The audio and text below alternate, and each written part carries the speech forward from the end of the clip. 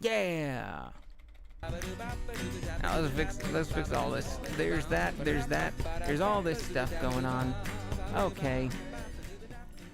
Hello and welcome. Where's that? There we go. Ah, I see what that changed. That's fine. So, welcome. My name is Goodle. Welcome to my channel. I'm a sentient cup of noodles, and today I'm going to be playing some more Pokemon Green. Minasan boku no channel yoうこそ. Boku wa. What was the Ujo? I think it was Ujo ikimono Noodle Cup desu. Namae wa Kapp Goodle desu. Yoroshiku kappu onegai shimasu. Now, today I'm going to be playing Pokemon Green, but there's actually something that I wanted to do. You say I have my hand out.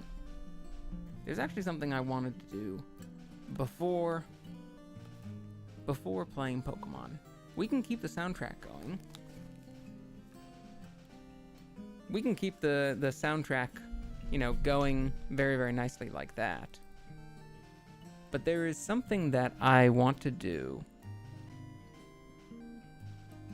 before I start the game. And that is that I want to draw myself a Pokemon hat.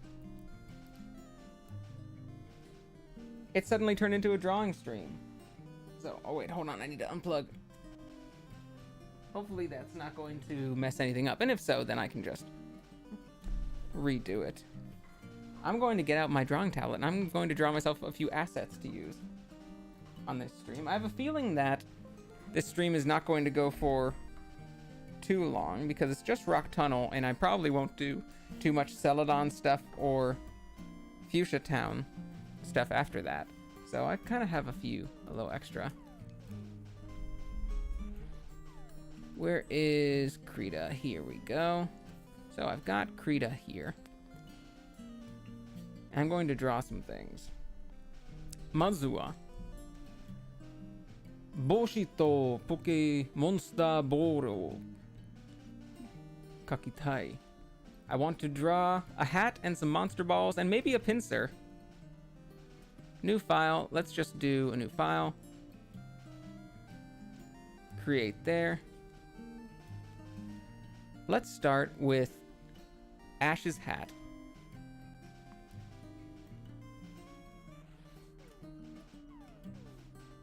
Satoshi-san no boshi o kaku. Let's do a nice purple for an outline. Let's make this a little bit smaller.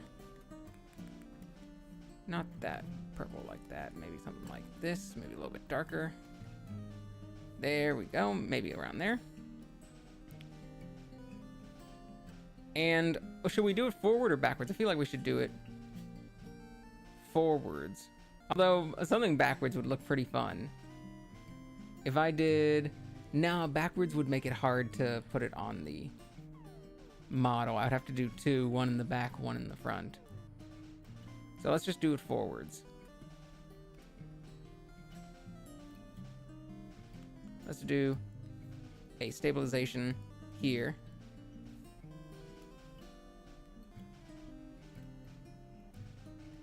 And we're gonna do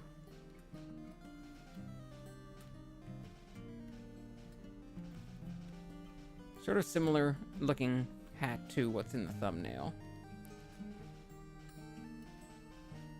Something like that, maybe.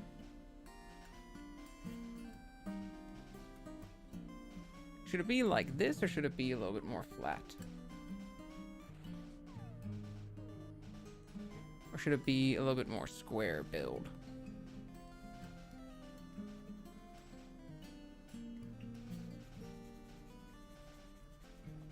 I feel like this would probably be okay. Let's turn stabilizer off for that right there. This should be fine, I think.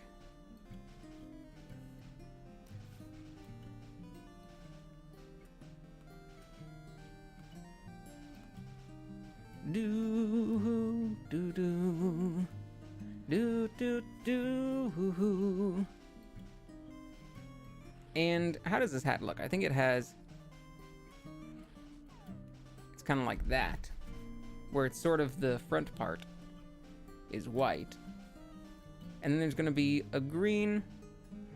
So let's just duplicate this layer, and it'll automatically be enough. Whoops! Ah, I see that is my controller. Let's move that controller up here while we're doing that and get that out of the way. Duplicate.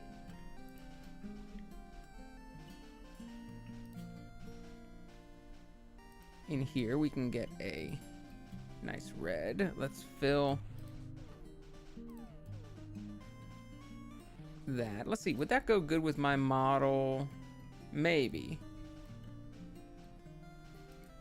Maybe we should do a slightly less saturated red fill. I feel like that would probably be a bit better. We could do a slightly brighter one though.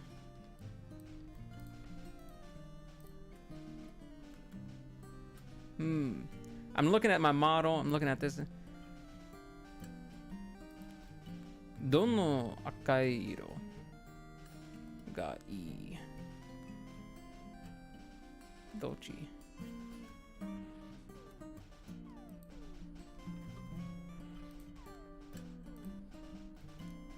Definitely not that one. It's a little too dark. Definitely not that one. It's a little too saturated. So definitely something like that.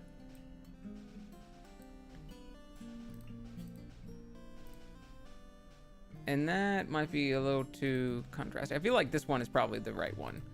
And now, let's draw a little green. A little green like that. That is on Ash's hat.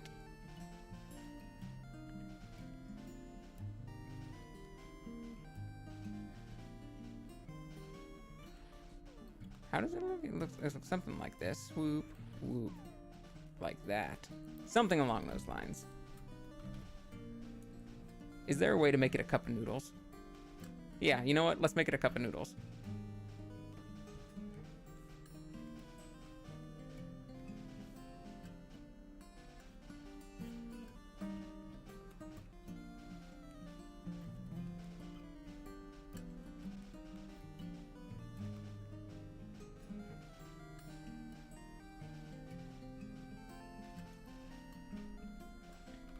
It shouldn't be right there in the center like that. It should be more.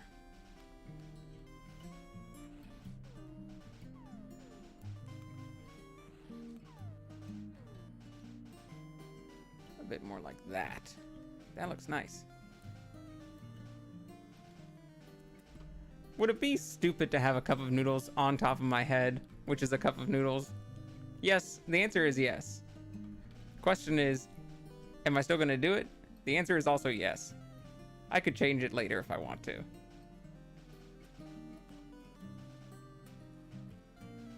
Maybe it could be like a noodle cup instead. Or, I mean, like a noodle bowl.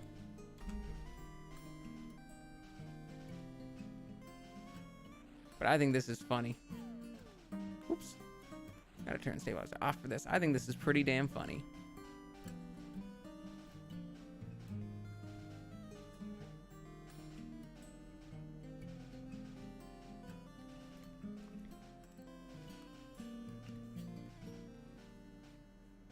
All right, that's our first little asset that we're going to do. I don't really like the look of it, actually. Maybe I won't do that.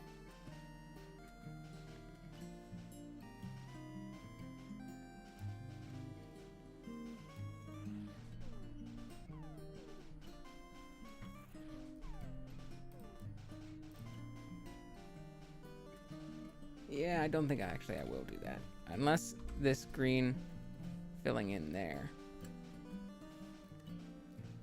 turns it around. But no, it doesn't. Okay, I'm not gonna do that. Ski jumping.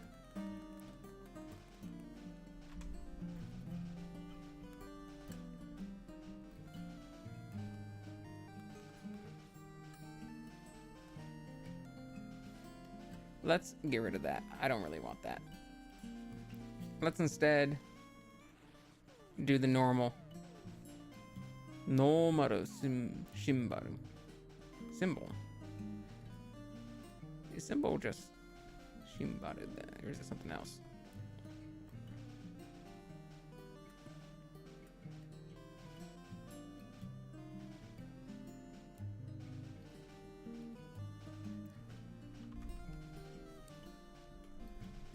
Yeah, that looks good. Have the normal symbol. E this you. E janai ka.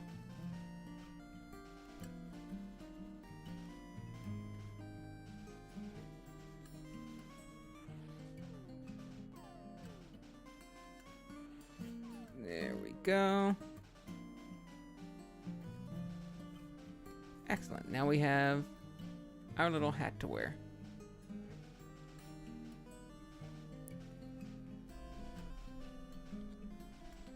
So we can use that.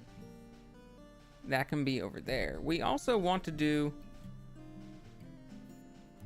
a few other things. We want to draw some Pokeballs, and we want to draw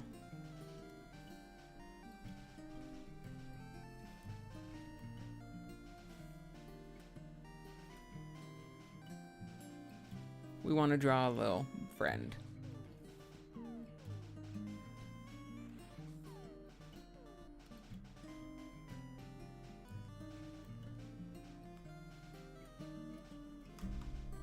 A circle like that.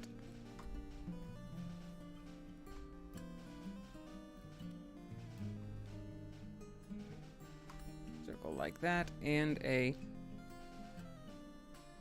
Oops.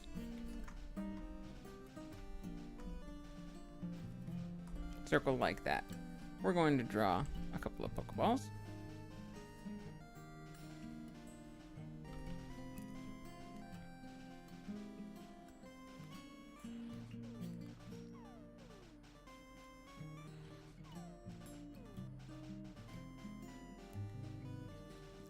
We gotta get stabilizer on for this one.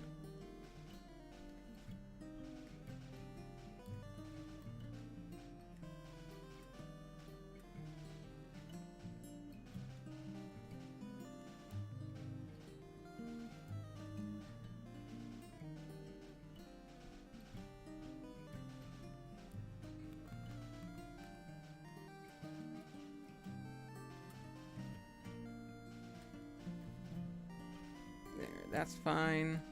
That's fine as is, like that.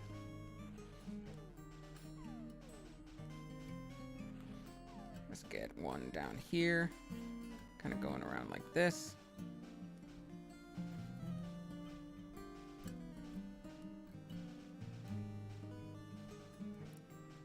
Let's get another one.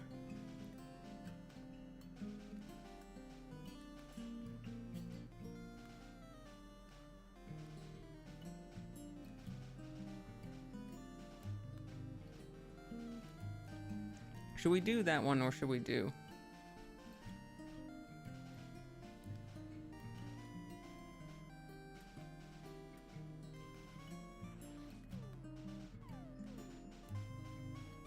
sort of opposite of the previous one? I think that works. I think that opposite one is fine. Now, let's just do a little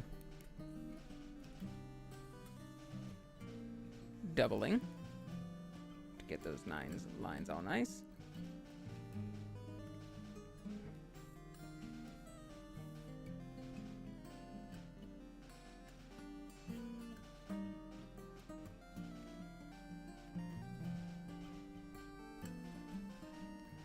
And let's draw. We don't really need to worry about those little areas.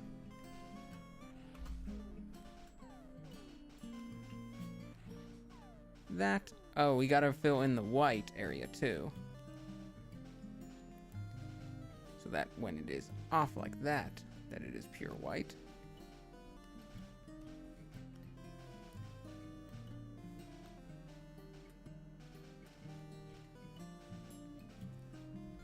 Good morning, Sprockets. Hello.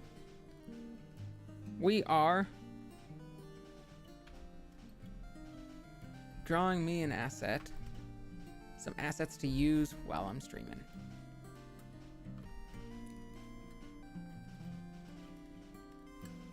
Because if I don't do it now, I'm probably never gonna do it, and I really want it. I really want them.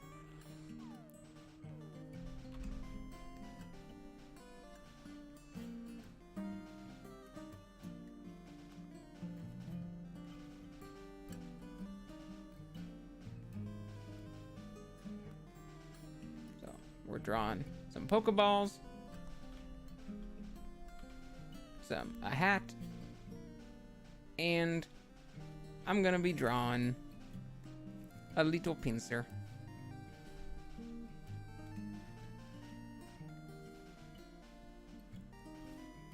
Let's turn this back on. Let's do a little chicken nugget.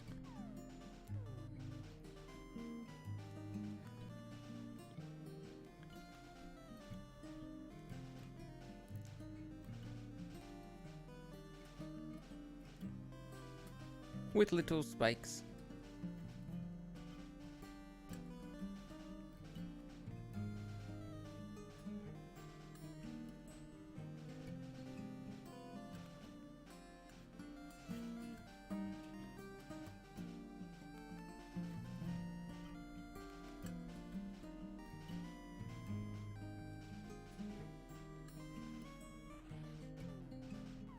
And little 3 claws like that.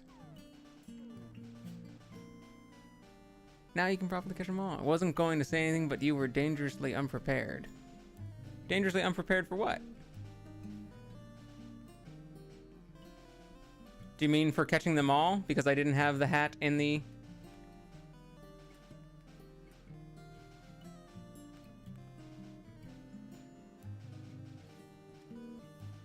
That's true. Honestly, if I can't turn my hat backwards, then... Am I really a Pokemon trainer? Or even a kid's, like, shonen protagonist?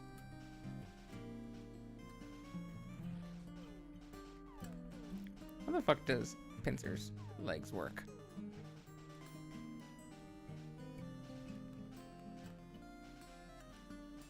I feel like he's, like, bow-legged like this.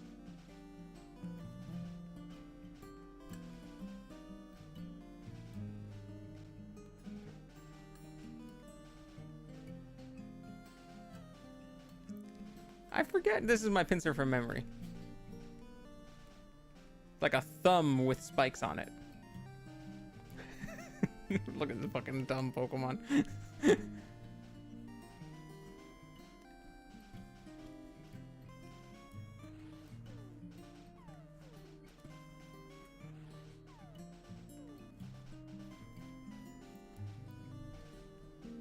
Snippy, snippy.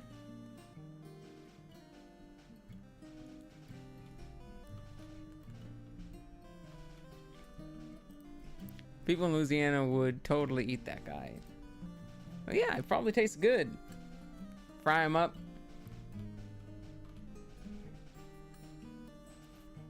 Deep fried Pinsir.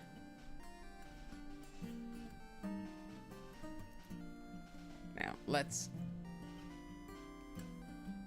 Crawfish. Really does look like it would taste like crawfish.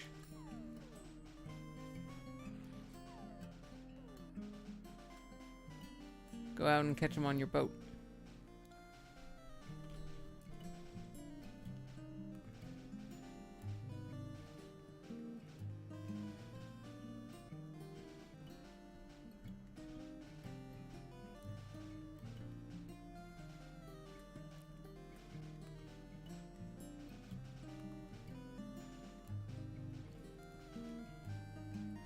Have some Pinsir for dinner. I bet Scyther would taste good. I don't know if Pinsir would taste good, but I think Scyther would taste good. This kind of also looks like Mr. Mime with Mr. Mime's hair. Let's just leave it white on the inside.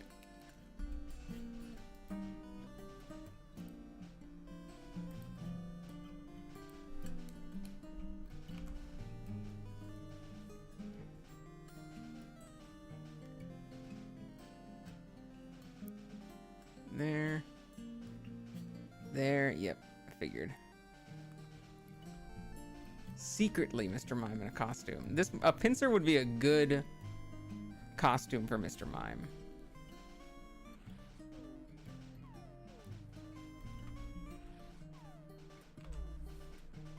Oh, now I remember what I did wrong. It was the mouth. It's supposed to have a buggy mouth parts.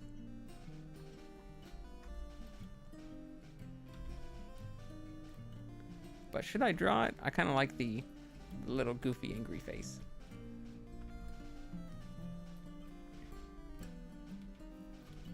Let's try drawing it without that. And then see how we like it.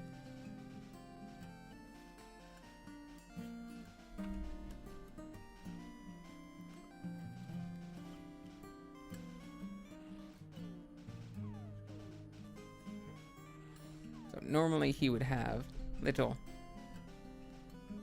like, buggy mouth parts like that.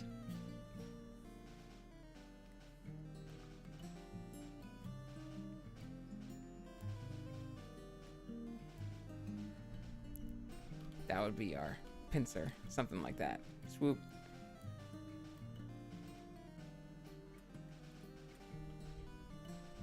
That's kind of fun. I kind of like that.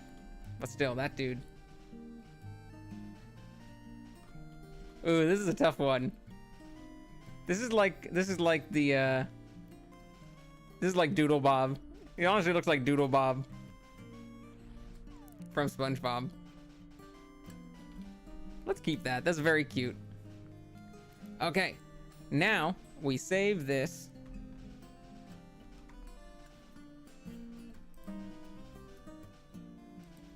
I do like the half-open one too. This is going to be Pokemon Stream Assets. Asserts. Regerts. Pokemon Stream Assets. Perfect. And now we export it as well as a PNG.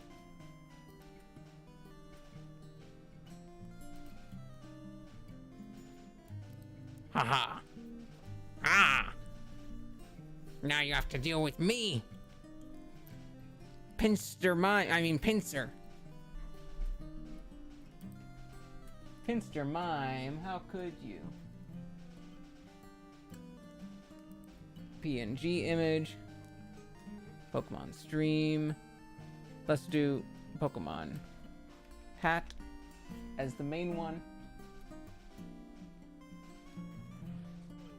Save. Now we have to break it up into several different pieces.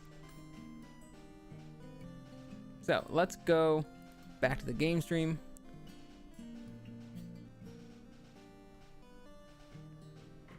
Oh, he's that bad at surprises?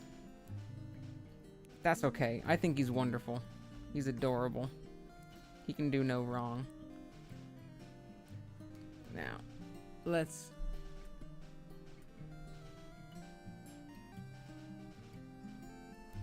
go.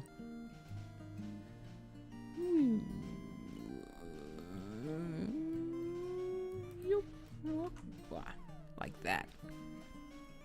Doesn't quite understand, but that's okay. That's not his fault.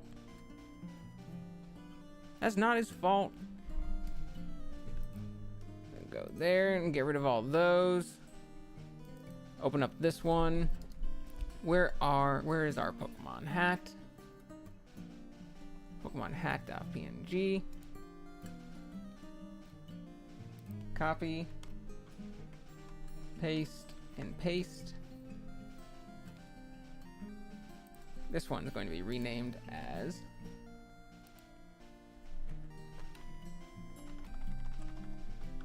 Pokeballs. And this one's going to be renamed as Pincer. And luckily they're all very close together. Now, Pincer, we just gotta edit these to crop them a little bit, so that it's each little part on its own. Save. Pokeballs. Crop those. Actually, we should crop each one individually, maybe. Let's crop them all first. And we can just sort of lay them on there individually. Now, actually, you know what I do want? Nah, we'll just do them all at once. I won't care if they're in a straight line. I don't really like one to be in a straight line, but we'll just do them in a straight line. And finally, the hat.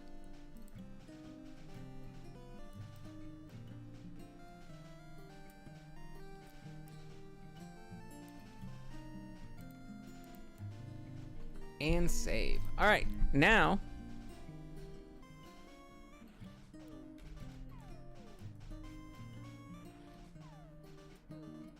we can items. We have to put in items, so let's go. Art. This is how it works. Pincer, those three. Add those to items.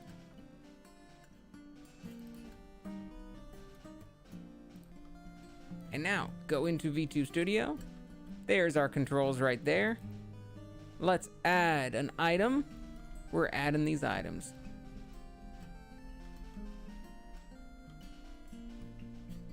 Pokemon hat.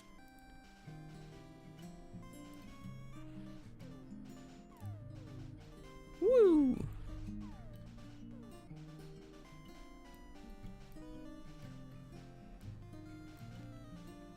Now, should we make it slightly more angled like that? What angle should we do it at?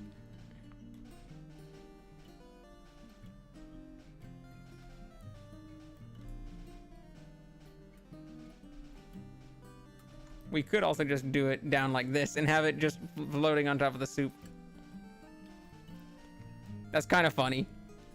That's sort of funny. You know what? I kind of like that. Just very bad dumb angle. That's wonderful.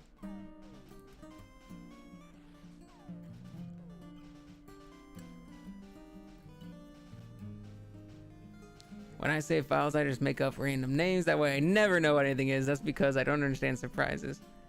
You don't understand surprises. It sounds like you do understand surprises if you're naming everything randomly, because everything you open up is going to be a surprise.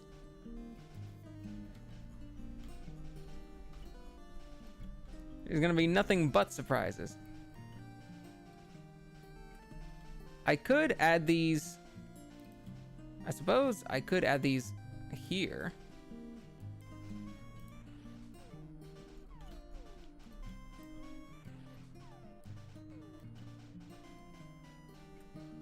Unfortunately, since it's in the bottom, I think I'm going to need to add these as an individual asset on the stream, because if I go too far to the right, then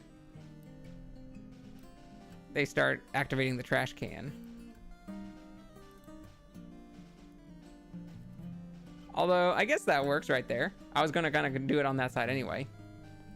So we'll have that like that. Maybe just a little bit smaller. Perfect. There's our... maybe a little bit bigger. Oops, not me. Those. We'll have those little Pokeballs right there. And finally, we have our pincer.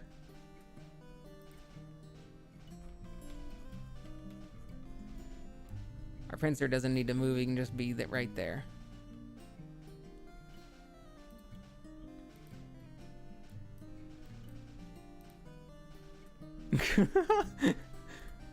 Look at this guy.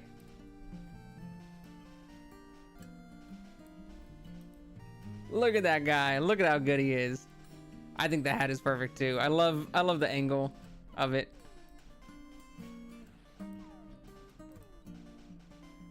Look at our good boy. Let's make him a little bit smaller. Oh, that's really good. I love you, Pincer. I love you. You're so good. Excellent. Excellent, excellent. I'm so glad I have these now. This is how I want to play the game. This is how real gamers play Pokemon. This is real gamer hours now. Thank you very much, Krita. We do not need you anymore. You have been great.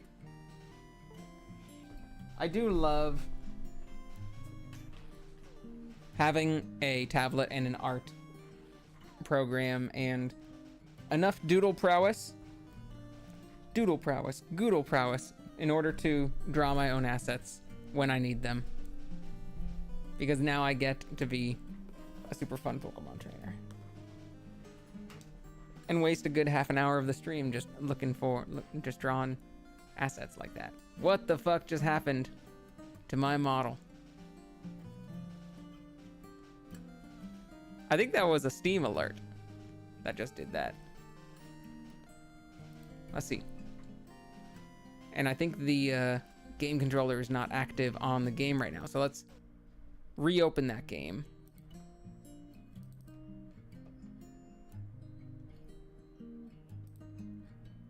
Recent Pokemon.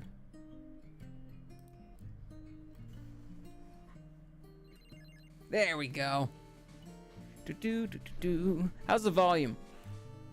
Is the game volume and my voice, is the game volume like quiet in the background but you can still hear it? Do do do do do do do do do. Down.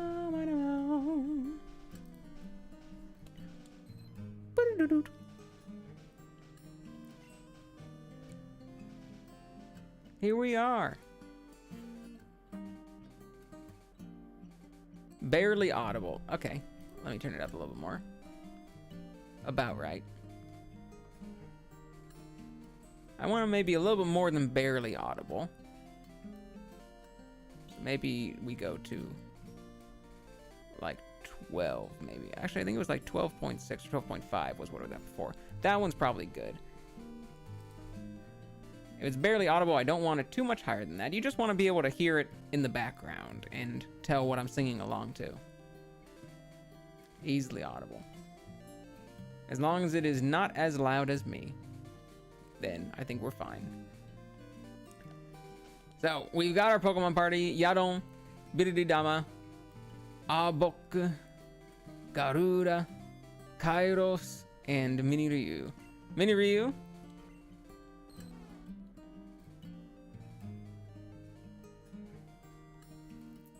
I forget what's the... Okay, that is Babrukos, and that is Bubble Beam. Hinoko is, and Makitsuku. So, that's right. I need to teach Mini Ryu Dragon Rage. I'm going to teach Dragon Rage at level 25. Kairos. There's my boy! Yeah, it's got weird mouth parts. It's got weird bug mouth parts. Also, like... an 8-pack. Damn, Kairos has got abs. Stubby legs. That's what it's got. It's got stubby legs. And it has Ketaburi. That is low kick. Missile body. Yep, all those look good.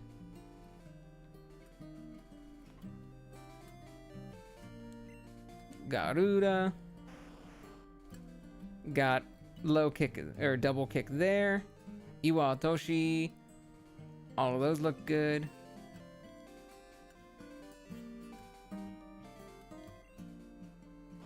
I know at some point I'm accidentally going to use dig on Arbok in a tunnel accidentally because I'm just clicking the first item in the menu thinking that it's the stats, and it's going to send me right back to the beginning of the tunnel. I already know it. I already know it's gonna happen. Makitsuku. Hano horu, ana o horu. That is yokai-eki. That is acid. Yokai-eki. I feel like that's yokai something.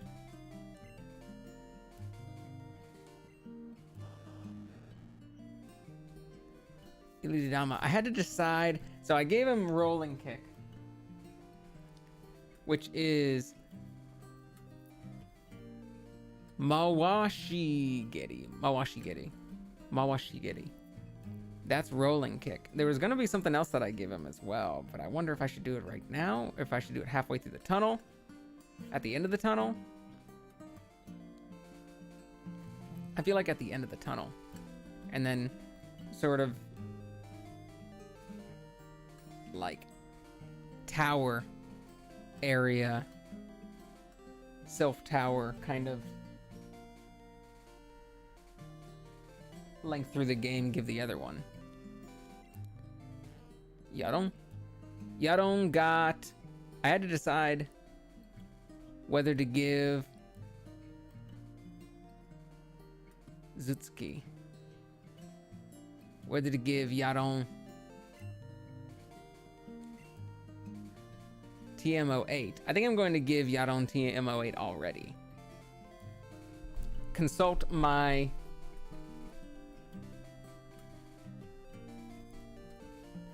Pokemon Midori spreadsheet, or at least list sheet. Twin Needle for Pinsir was going to be next. I can do that at sort of higher 30s. Dratini was going to get Dragon Rage now, that's right. Voltorb was going to get that next move. Can be anywhere that I feel like it. I feel like maybe doing it after Rock Tunnel and going through Rock Tunnel with just the fighting move. Arbok was already got Acid, and he's probably going to get Glare pretty soon.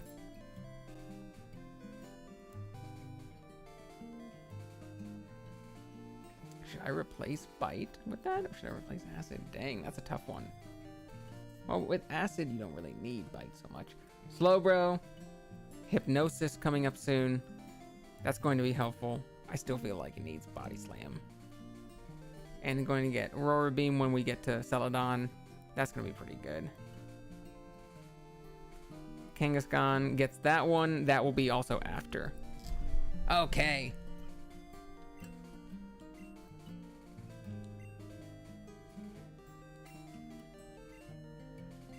Let me just try out these Pokemon once more, just to make sure that I have the right moves. We're going to teach Mini Ryu, Dragon Rage, and we're going to teach Yaron. Come on and Body Slam, and welcome to the jam.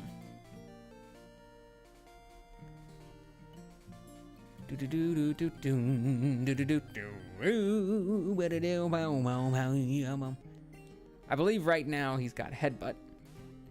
Yaron, I believe this is Headbutt. How did you go first? How are you that slow, Sandshrew?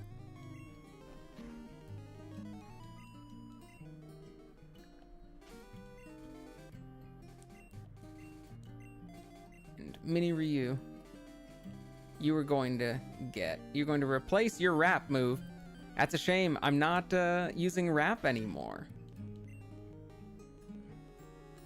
On Mini Ryu, it was so helpful, but I'm going to keep Hinoko, the fire. I'm going to keep Bubble Beam, and I'm going to take Dragon Rage. Although the Dragon Rage does look kind of fiery, maybe I should keep Wrap and...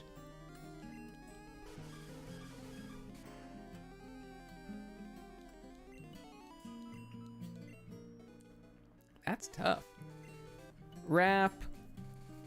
I don't think I'm going to keep Wrap the entire time, though. Unless I do. No, because I'm going to do that one. Well, unless I do that, well. I'm going to replace those. I think at the end of the game, I want Mini Ryu to have Fire, Ice, and Lightning ones. Like the 3 trio of like legendary birds, legendary creatures. And those, because those all feel dragony as well. So he's going to have like Ice Beam or Blizzard or something. He's going to have Fire Spin, because that feels very dragony. As opposed to Flamethrower, I'm going to give him Fire Spin. That'll do the same sort of Wrap thing.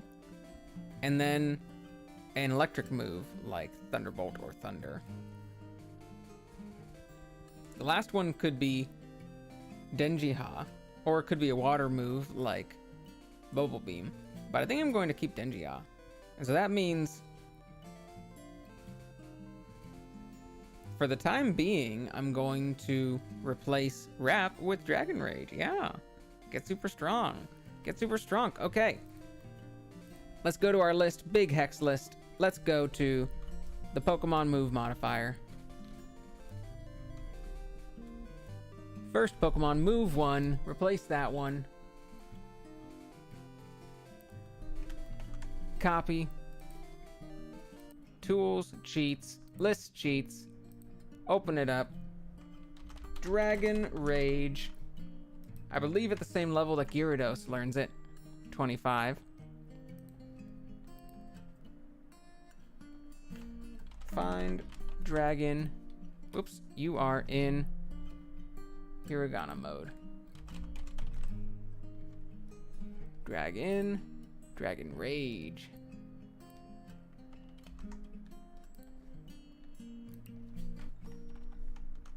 I wonder what your Japanese name is.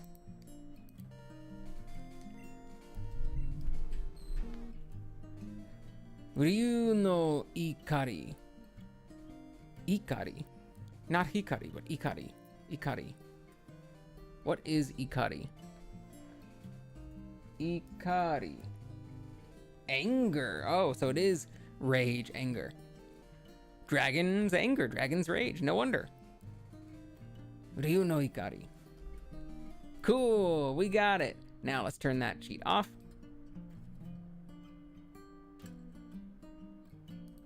And switch to Yaron. Yaron, you don't need any special teachings. I'm just going to teach you normally. Body slam.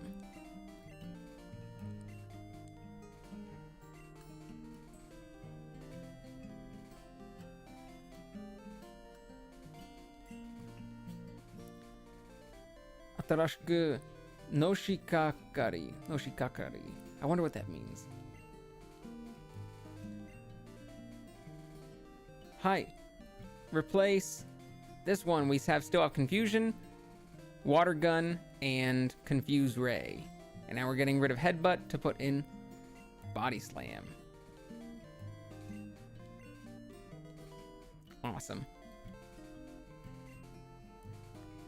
Monster Ball. We have Dokukeshi. We have Kizugusuri. We have Igusuri. Ikizugusuri. We have Mahi Naoshi. We have the Hemo. Escape Rope. Escape String. We have Spa Bowl. Super Bowl. A Great Ball. We have Pipi Rekaba. Pipi Recover. We have Fushigi na Ame, a rare candy, and Thunderbolt for whenever we want to learn it. I probably won't learn it there. Jitensha is a bicycle.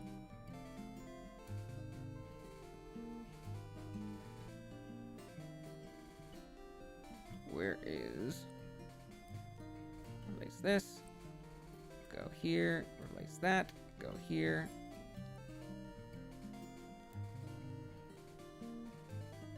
In case we want to use it. And 30 was teleport. We can get rid of that, but we can't sell it right now.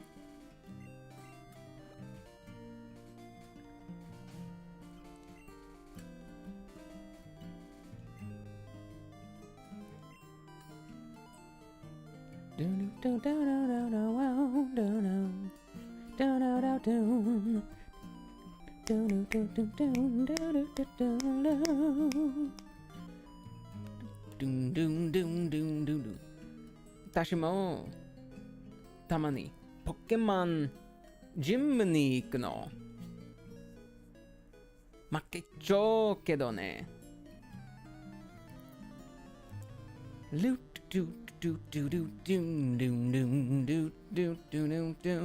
Gotta Scout. Aw, Pikachu, I'm going to completely fucking destroy you. Let's try our new... Oh, fuck.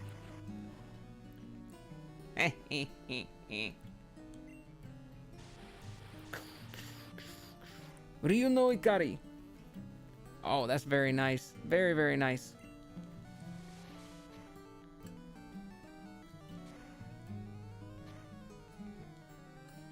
Kyusho ni atatta. Hell yeah. Eat it.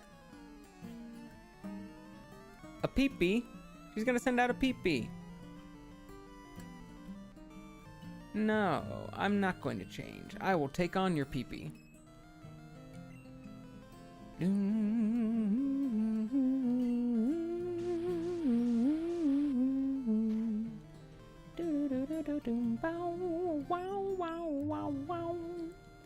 Man, I don't got any regular attacks. All my things are specials. I'm not worried about that.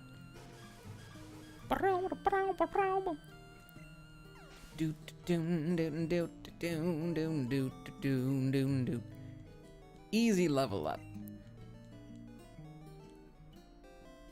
ねえ、こんな山道にマニアがいるのよ。見た? There's so many manias here. There's so many maniacs in that tunnel. Do you want to see? Or have you seen? 見た? ここは岩山トンネル. Let's get off our bike.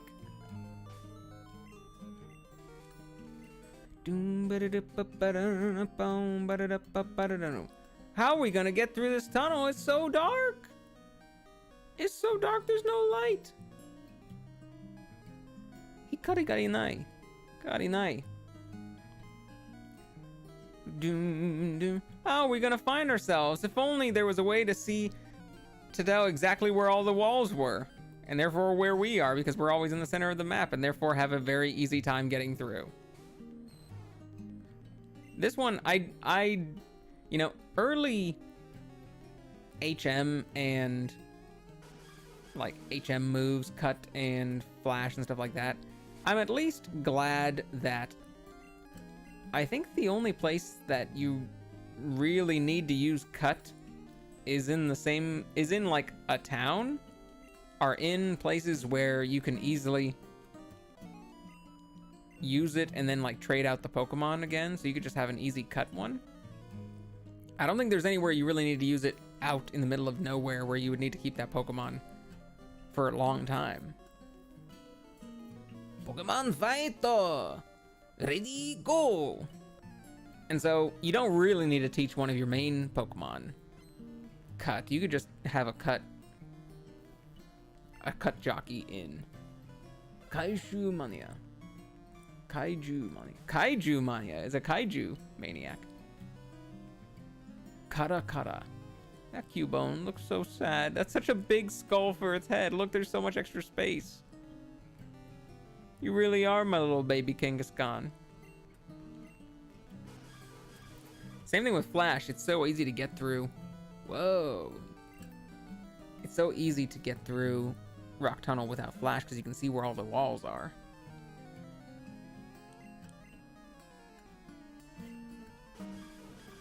And those are the only two kind of bad HMs. The other three are good moves. Like Strength is a good move, Fly is a good move, Surf is a good move. Those are often, you know, the moves you want at the end of the game anyway. Fly is the strongest flying move except for Sky Attack. And Sky Attack takes a turn to charge. Strength is a decent 80 power, same as like Body Slam. Normal move. It's perfectly fine taking that to the end game. And Surf is a really good water move. Oh man, Stone is another man gem. One man's stone is another man's gem. What a good sentiment, Yuki. Also, welcome. Ooh, damn, this Slowpoke's, this Yaddle's got so much HP. And you're right, one man's stone is another man's gem. And that's why I pick up every stone I can find. Because I treat them like gems. And then I try to sell them, and people kick me out of their stores. I say, what are you doing? You're giving up diamonds. And they're saying, stop bringing in bags of sand. I say, we don't want this. What are you doing this? Stop it. Get some help. I'm like, you wouldn't know. This is gems to me. And they're just like, we don't care. We don't like you. Go away.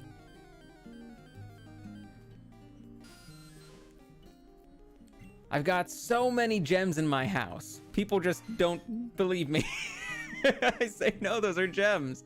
And they're just like, we need to help. We need to help Goodle. Something's wrong with him. We need to get him checked out. How are you doing tonight, Yuki?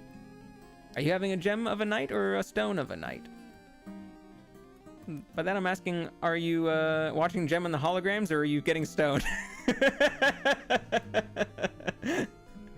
Are you watching getting stoned and watching Gem and the Holograms? Oh shit, that would be really good. Both of those would be good.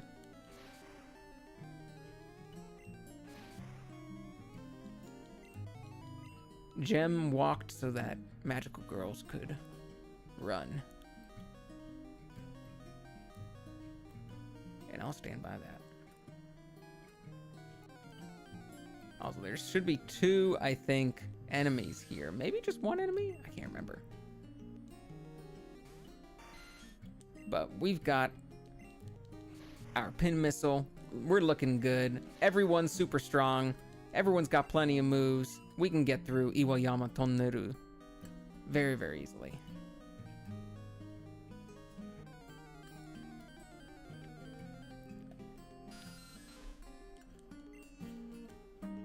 Do you guys got a favorite, like a favorite Pokemon tunnel or cave? Because Rock Tunnel is like kind of fun for me because I can just go in the dark and kind of remember where everything is. It's always fun for me to go like, oh yeah, there's the trainer right here. I remember. Even when I don't see it, almost playing off of memory. The other Pokemon tunnels, generally, I'm not a big fan of the tunnel areas, the cave areas. They're definitely gauntlets. They're definitely like dungeons in other games where, you know, you can't escape, you can't run away or heal too much. You got to go in and make it through the other side with your limited resources. It's a long game. It is a what's the word I'm looking for? Like rationing game. You gotta like ration out your moves or have enough healing stuff to make it all the way through. It's a marathon. That's what the word I'm looking for. It's a marathon. This one is usually fine at this point. You do have to worry about PP. You don't really need to worry about health. Not usually.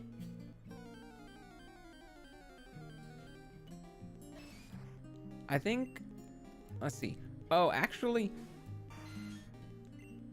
yeah, I wouldn't really call it the cave areas, but some of the underwater areas in Gen 3 are pretty fun. The underwater areas where you're diving in Gen 3, those are pretty fun, I'll say. Especially that one boat, although I'm not sure if that really counts. The underwater boat wreckage. That definitely doesn't count as a cave.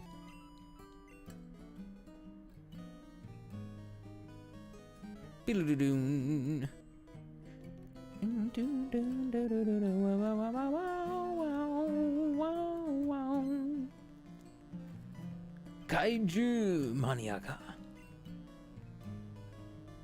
Kaiju Mania. I've got Kaiju Mania. I'm a little too into kaijus.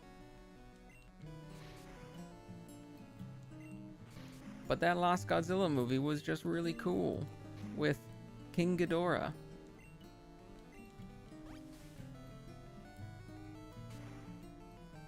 That's a cool monster right there.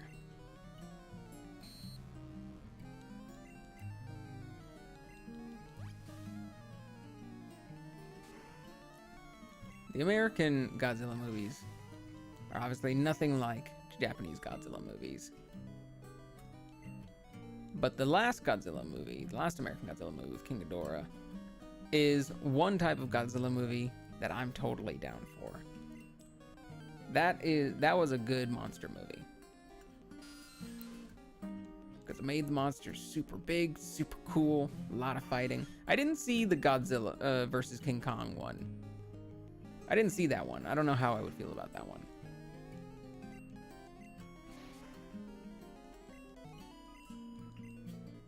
Because you gotta have more than just monsters fighting.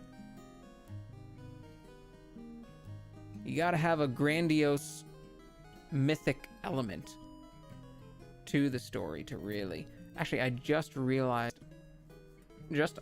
I hadn't even really noticed. I had noticed, but I never really put it together. That the dark blue shading on this screen right now is even going over the text. I feel like every time I play this game, I'm just like, oh shit, yeah, they do that. That's super fucking cool. That's super cool that they do the dark blue shade over the text. So even the text is darkened, as if you can't see the text as easily because you don't have flash. That's so fucking stupid, but I love it. I love that effect. 戦ってもいいけど、この辺りにはあんまり来たことないの。あまりのこともない。What was it again? Do, do, do, do, do. Oh no!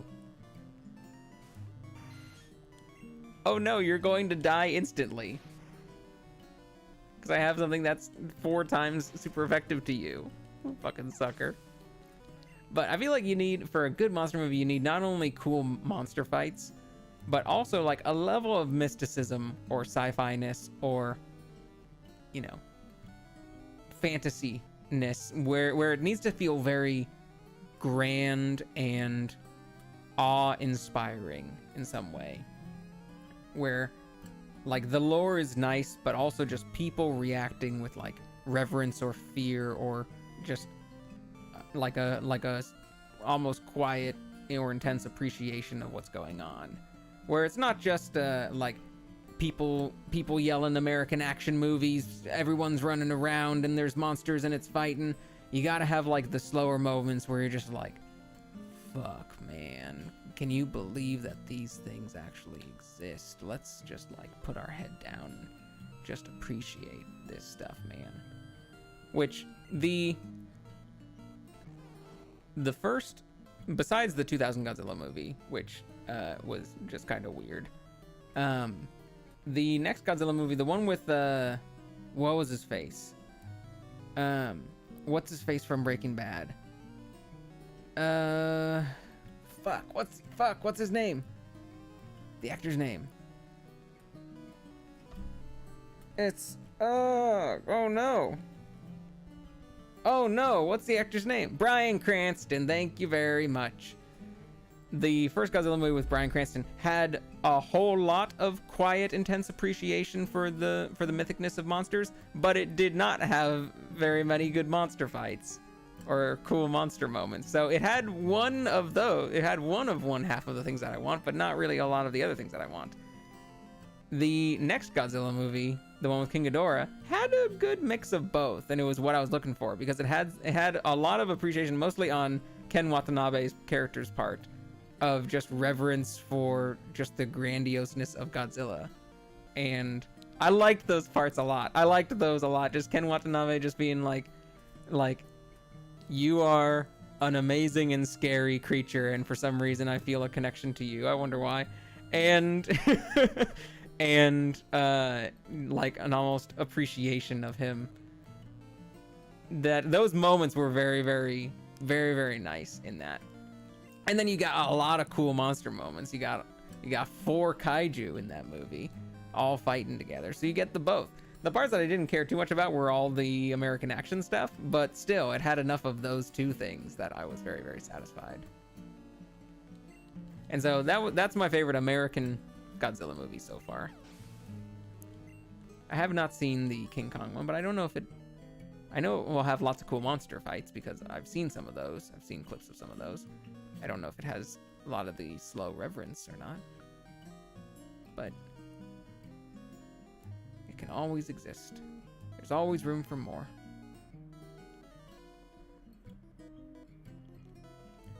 Pokemon cosplay してます? Do you do Pokemon cosplay? I do not.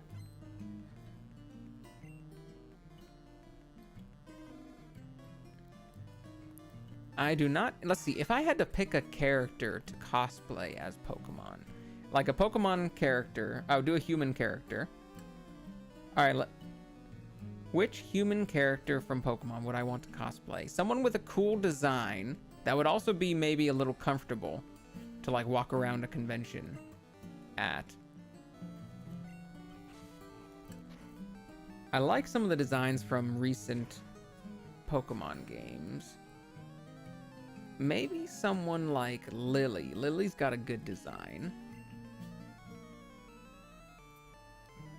It's a short skirt though. So it's a short skirt though. Let's see. Who else would be good? Gladion would be kind of fun. I think Gladion will have cool design. Oh, no. I would do Lusamine. I would absolutely cosplay Lusamine and just... I want to be fabulous like her. That's fucking great. I want to walk around like a boss bitch who owns the entire convention dressed as Lusamine. I would need a long fucking wig, though. That's a long fucking wig. Still, if you... At that point, like... Because the one thing that I think looks bad on every cosplay, no matter what cosplay you are, no matter who you are, no matter how good of a cosplayer you are or maker you are, I think wigs just generally don't look that good. I think wigs always look... There's always too much, like, separation between a person's, like, head, scalp, and the wig, and it always looks kind of fake and kind of weird. Whenever you try to style them with hairspray or gels or glues or things like that, it always looks weird. Anime hair doesn't look natural to begin with, but I don't see a whole lot of cosplay wigs that make me go like, wow, that's a really good wig. It's mostly just like, I mean, yeah, what are you gonna do? All wigs look bad kind of thing. And maybe something... Yeah, the effort is completely separate. Like, the amount of effort you put in is respectful and amazing. The look of the result, like how the result looks, there's only so good you can make it. You can't make it. It seems like it's pretty hard and pretty impossible to make it look realistic or natural or close to a lot of anime styles. So if you can get it even kind of close, that took a lot of fucking effort. But maybe with something like Lusamine, where there's hair down to her fucking, like, feet. She's got hair down to her feet, and it's in such a weird shape. It's in such a weird, like, cut-out cone shape. That doesn't look natural at all. That might look okay as a wig, if you can get it to stay stable. Where it's... You'd be walking around with a weird cone around your body. I don't know how you would do that. Actually, like, would you... Oh, you got a user agent, so... Would you do it as a weird cone that doesn't move or sway at all? Would you do it as actual hair and not have it be a cone and just have it... No, that wouldn't look good at all. It's got to kind of wrap around her body.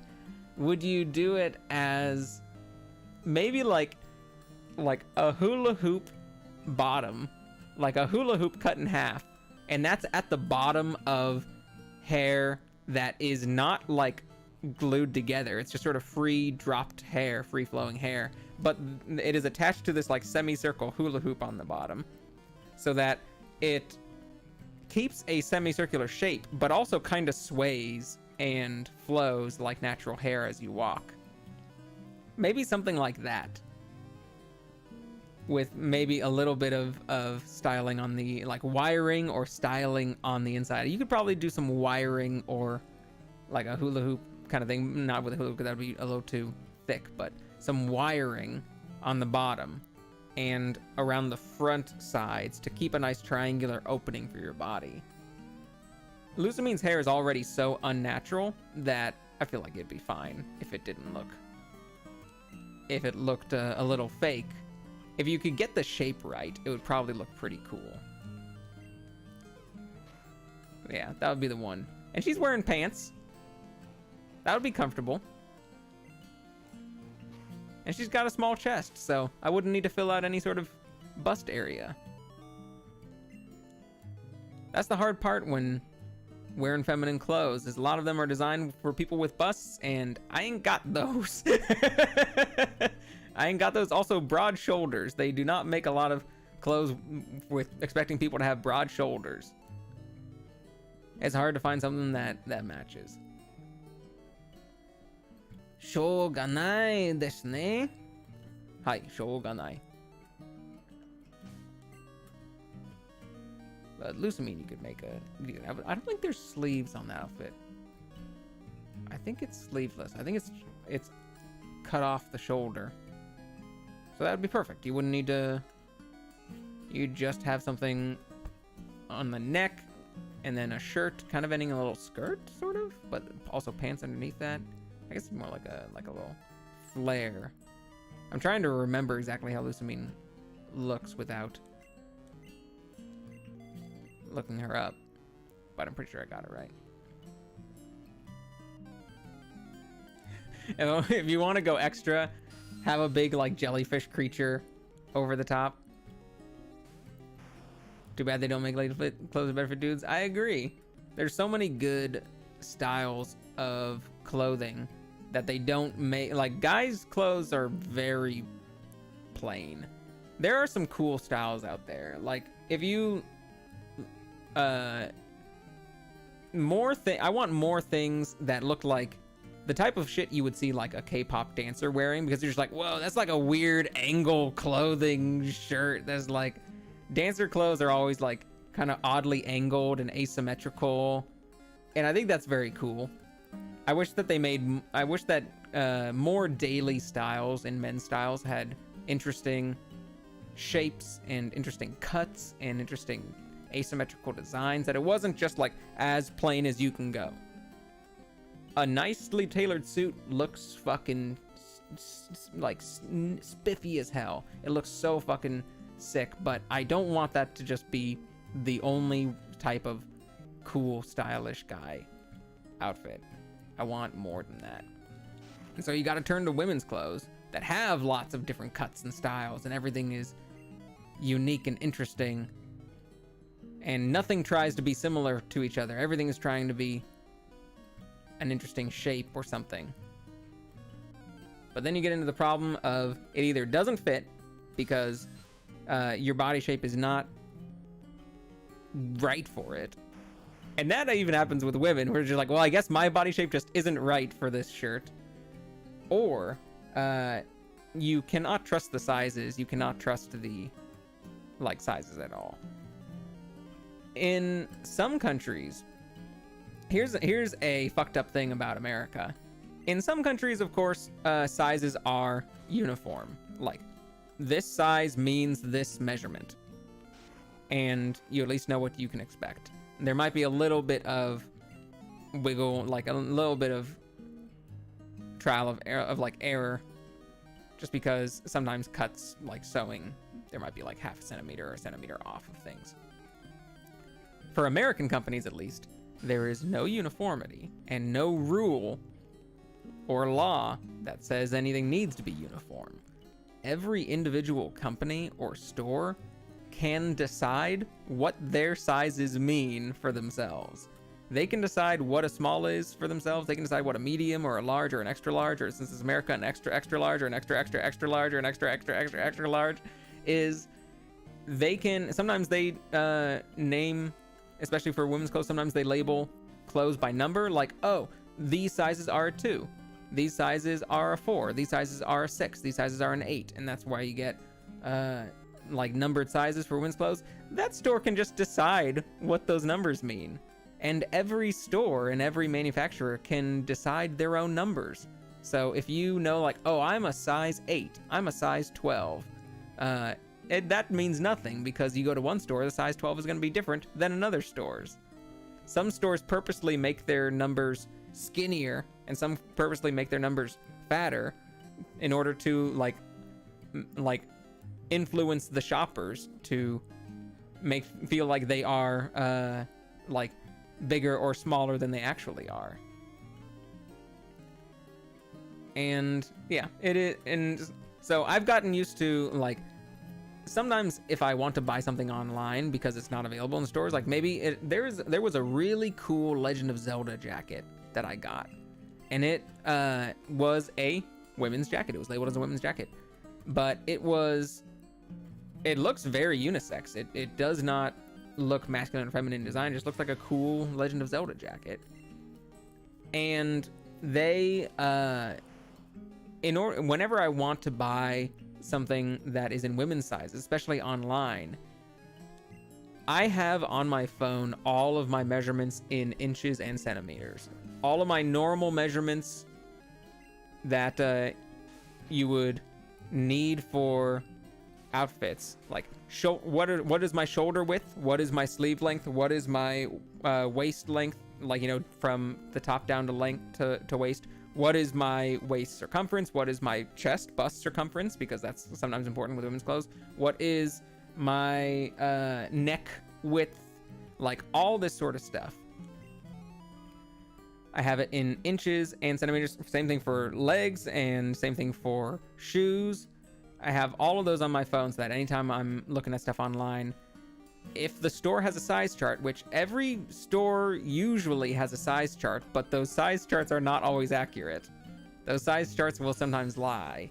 But if it says our standard size is like a small is 36 inches here and 20 inches here, so-and-so centimeters here, like, I can look on my phone and I have my range, be like, all right, so a 36 would be tight and a 38 would be kind of normal and a 39 would be kind of loose. Like, all right, so I can kind of gauge that this is a little bit too tight for me. And it's helpful. It's very, very helpful for finding stuff that maybe you don't know exactly what it'll look like, but it'll fit. At least, it will at least fit on your body. Jealous of skirts? I'm kind of jealous of skirts too, mostly because I don't look that good in them. Like, I've tried dresses and skirts before, but I don't think I look that good in them. I don't think I just have the body type for them. I'm sort of shorter on the sort of like middle shorter side and wider. I'm very wide shouldered and sort of wide bodied. So, I'd look good for, like, you know, stocky, like that kind of look, but not for certain pieces of clothing.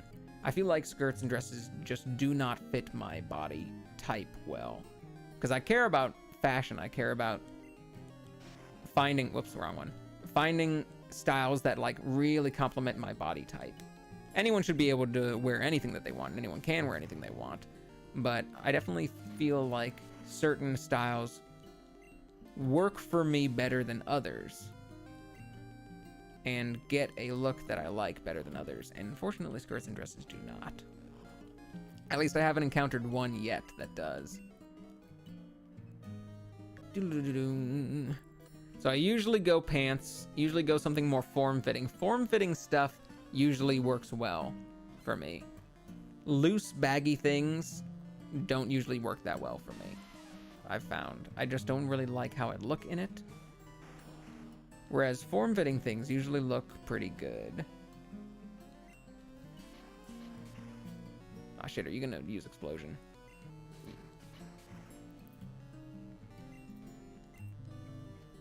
No, okay, good.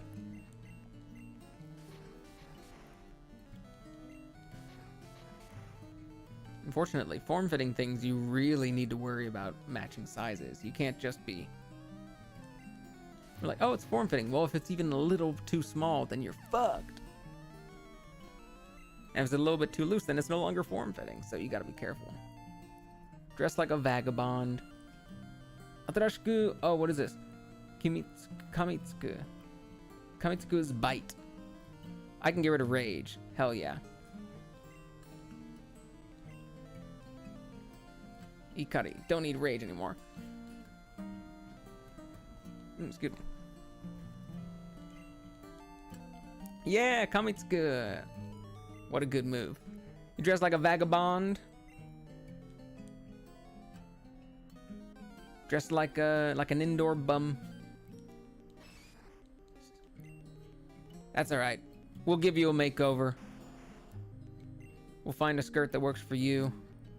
Give you a Lusamine anime wig that looks all gelled and styled and weird. You'll be the hottest person at the convention. Be going around in a weirdly styled wig and a skirt and nothing else.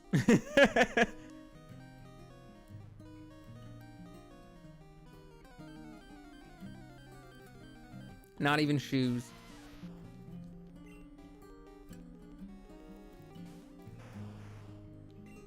I wonder what other...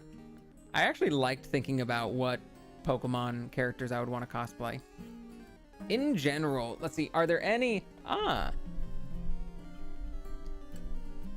hello! Sazanaka. Sazanka. Nihongo ga benkyou. Nihongo o benkyou.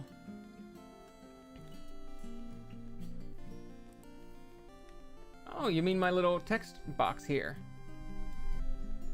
I mean, Let me change that. 日本語を勉強。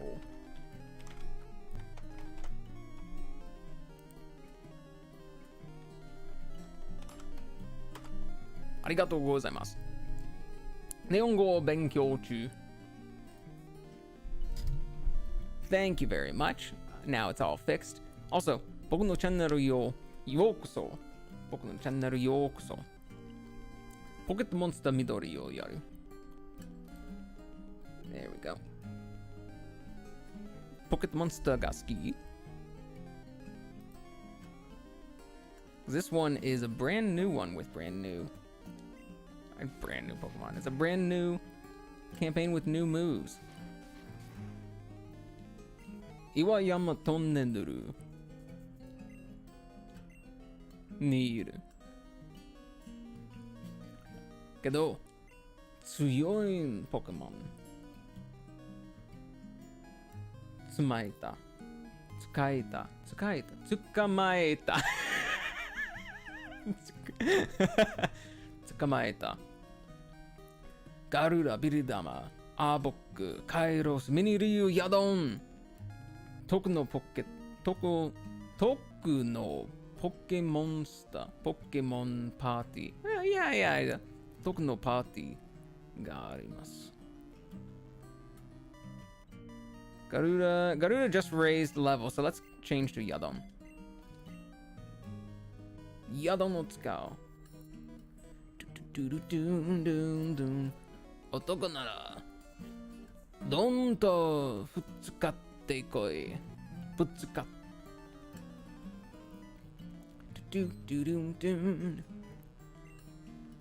サザンクさんのコメントありがとうございます。僕の日本語、違いば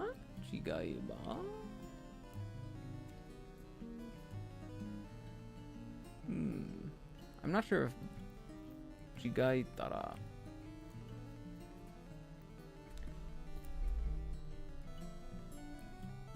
変わりたい。I think that works. Something like that. The grammar is wrong, but you kind of get what I'm going for. Nenriki. Oh shit, I flinched.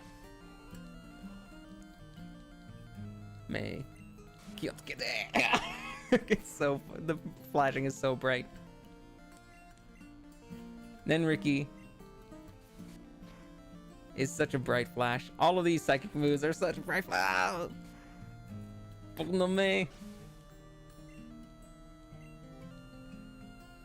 Ewaku.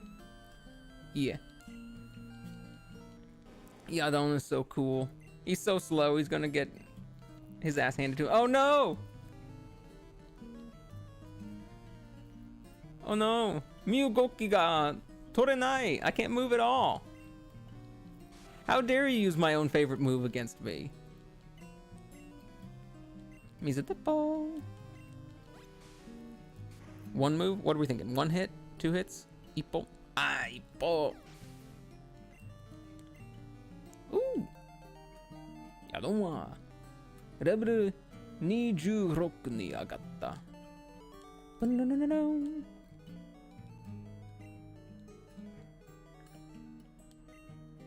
Let's keep using Yadon as we go on to the next level.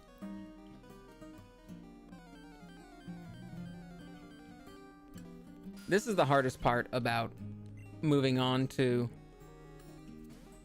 about not having flash and not knowing exactly where you are. Is it's hard to go down the ladder. It's hard to figure out where the ladder is. Like going around in little circles trying to get down the ladder. Go. There we go.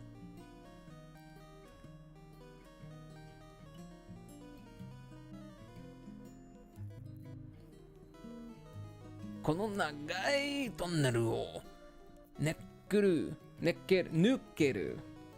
るつもりか。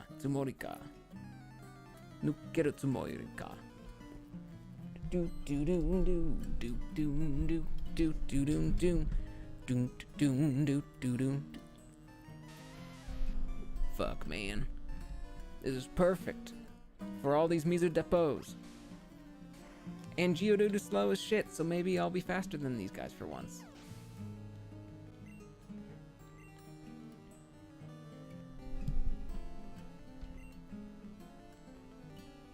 I'm fine. I don't need to change. Even if you're kind of strong.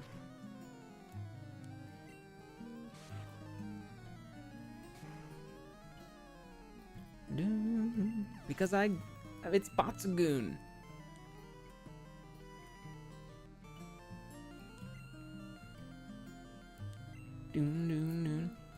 Let's see. Are there any male Pokemon characters that I would want to cosplay?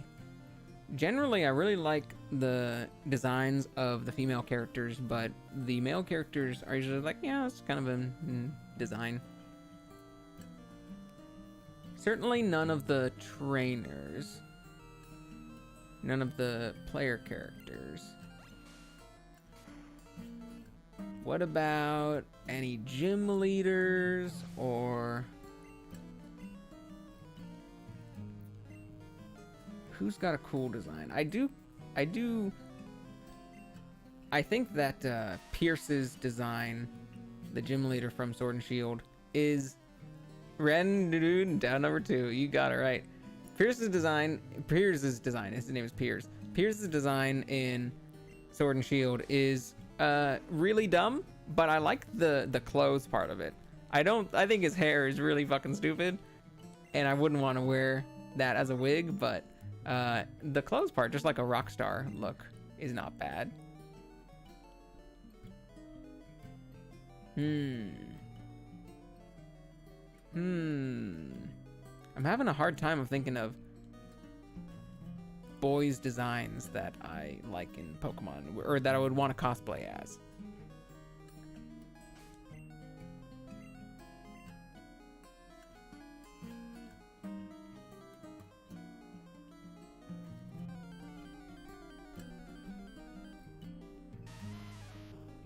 What could I do? I could be like a random trainer. I could be like an ace trainer or something.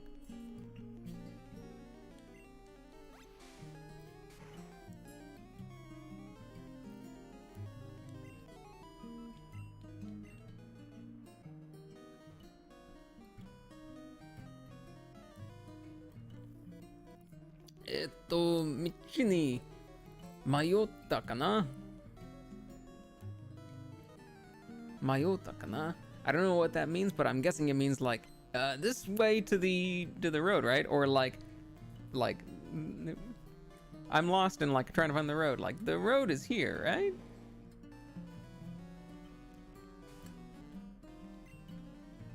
Because you're leaving it open, so it's like I don't quite know the answer. What is it? It's certainly here, right? Right? Guy by still wear cosplay as a guy but still wear the lady garb.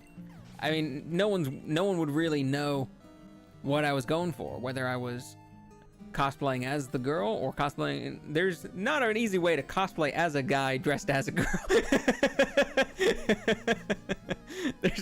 There's not an easy way to be a guy cosplaying a guy dressed as a girl. It's just like, it would just look like I'm doing, you could do like a gender swap or something. You would just be stylish as hell, yeah. I once went to a convention, so from the show Ruby, everyone loves Neapolitan. She's got a great design. Love her design, love her. And I never want to wear like a big long wig or anything like that. And so I didn't do anything for the hair, for the purple or for the pink and brown Neapolitan hair. But her outfit is super cool. And I bought some cosplay boots, some cosplay Neapolitan boots. Her boots are super awesome. They're like spats boots. And by spats, I don't mean how Japanese people say spats. It's not like shorts, like biker shorts sort of underwear. Spats the shoes. Kutsu no spatsu. Spatsu toyu no kutsu. old like 1920s shoes that were popular in the early 1900s that like jazz players would and dancers would wear. The old Fred Astaire, when he did his version of Putting on the Ritz, he mentions spats in that, and he like taps his shoes when he's doing that. If anyone's familiar with that famous, like, you know, dance scene where he's doing Putting on the Ritz. White spats and narrow collars, spending every dime to have a wonderful time. If you're blue and you don't know where to go to, why don't you go where fashion sits? Putting on the Ritz, etc., etc. But her design is super cool because her boots are essentially Spats boots. They are designed to look like Spats, but they are knee-high boots. Like just under the knee-high boots. Super cool. And I found some cosplay boots online. Ordered them in my size. They're a little tight and they're a little stiff, but not super uncomfortable, which is lucky for any sort of heels. And I wore those with some pants that look kind of the same, kind of similar color to Neo's pants, and a white top that is not super reminiscent of hers, but of her jacket, but like if you squint your eyes super hard, you could kind of see it was essentially a closet cosplay, or like a closet Halloween costume, where you hear it's just like, it's not really a cosplay, but it's like is normal clothes that kind of resemble a character. And I had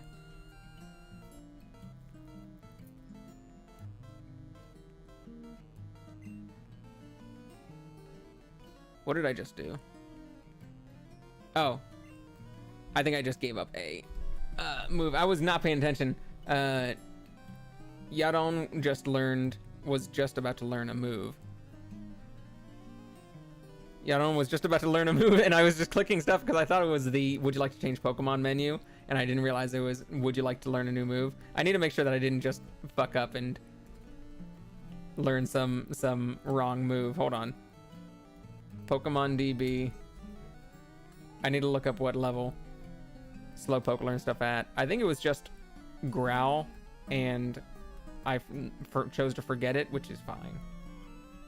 27 Growl. Good, yeah, I just didn't learn Growl. Yeah, let's just not learn Bidididama. You can come in. But, yeah. But the thing that put it over the top, the thing that made it pretty obvious who I was cosplaying was I bought some cheap shades, some cheap sunglasses. One pair of brown cheap sunglasses and one pair of pink cheap sunglasses that were just like normal circular frames with one, like, you know, had a lens. One pair had a lens of brown, one pair had a lens of pink, and I popped out the lens on one of them and popped out the lens on the other and mixed, switched them on the other side so that one of these shades, both of these shades had one brown and one pink lens on them. So you get the white and like, you know, brown Neo outfit, and you get pink and brown, like strawberry and chocolate glasses, where you can kind of go like, oh, the coloring, oh, you're cosplaying as Neo. And I was like, damn right I am. And it was meant to just be sort of a closet cosplay. It was meant to just kind of be like, I am dressed as Neo. And a few people recognized it. A few people were just like, hey, Neo. And I was just like, yeah. Or like, hey, Ruby. And I was like, yeah. And it felt really satisfying that people recognized it. One person, when I was with like my sister-in-law and we were going to the cosplay contest, I was not involved. I was not trying to do anything, but I was just there like watching it with her. And this person behind me like tapped me on the shoulder and was just like, I love your gender swapped Neo cosplay. And I was just like, oh, thank you. or no, they asked, "Are you gender swapped Neo from Ruby?" And I was like, it actually made me pause for a second, because I had not up until that point considered it to be a gender swapped Neo. I had just considered it to be Neo. Like, I just considered it to be the female character Neo, and I was dressed as her, and not trying to like be a gender swap of her. But I sort of realized, like, I guess I am, just because I am a guy not dressed femininely, and it was a women's jacket, and it was high-heeled boots, but I wasn't wearing longer hair, just looked kind of like a stylish guy. And so I could see it being like, yeah, it does look just like a gender swap Neo. I do get that vibe. Like, I have facial hair, and so it was definitely not going super feminine. And an inadvertent gender swap, but the question kind of took me aback for a second, because I was just like, no, I'm cosplaying a girl. Like, I'm cosplaying a female character, and I'm not trying to do a gender swap. But I guess since it was a closet, since I wasn't a very feminine version of her, it was a more masculine version of her, that it automatically became a gender swap version of her. And I was like, I wonder how I feel about that. It's perfectly fine to assume that, and a gender swap of a anime character is a cool cosplay concept. Like, I like that sort of cosplay concept. But it was weird because it wasn't what I was going for. I had not even for a second considered it that. Gender swap, that's a good point, since at this point, especially in fan culture and modernist queer culture, modernist meaning specifically having updated labels and very, very like modern, correctly identifying and correct title wordage for everything in queer culture. Cross-dressing is not used very often anymore as a term, and kind of has lost a lot of its meaning, because there's probably some other word that more accurately or acutely defines what people are doing besides the word cross-dressing.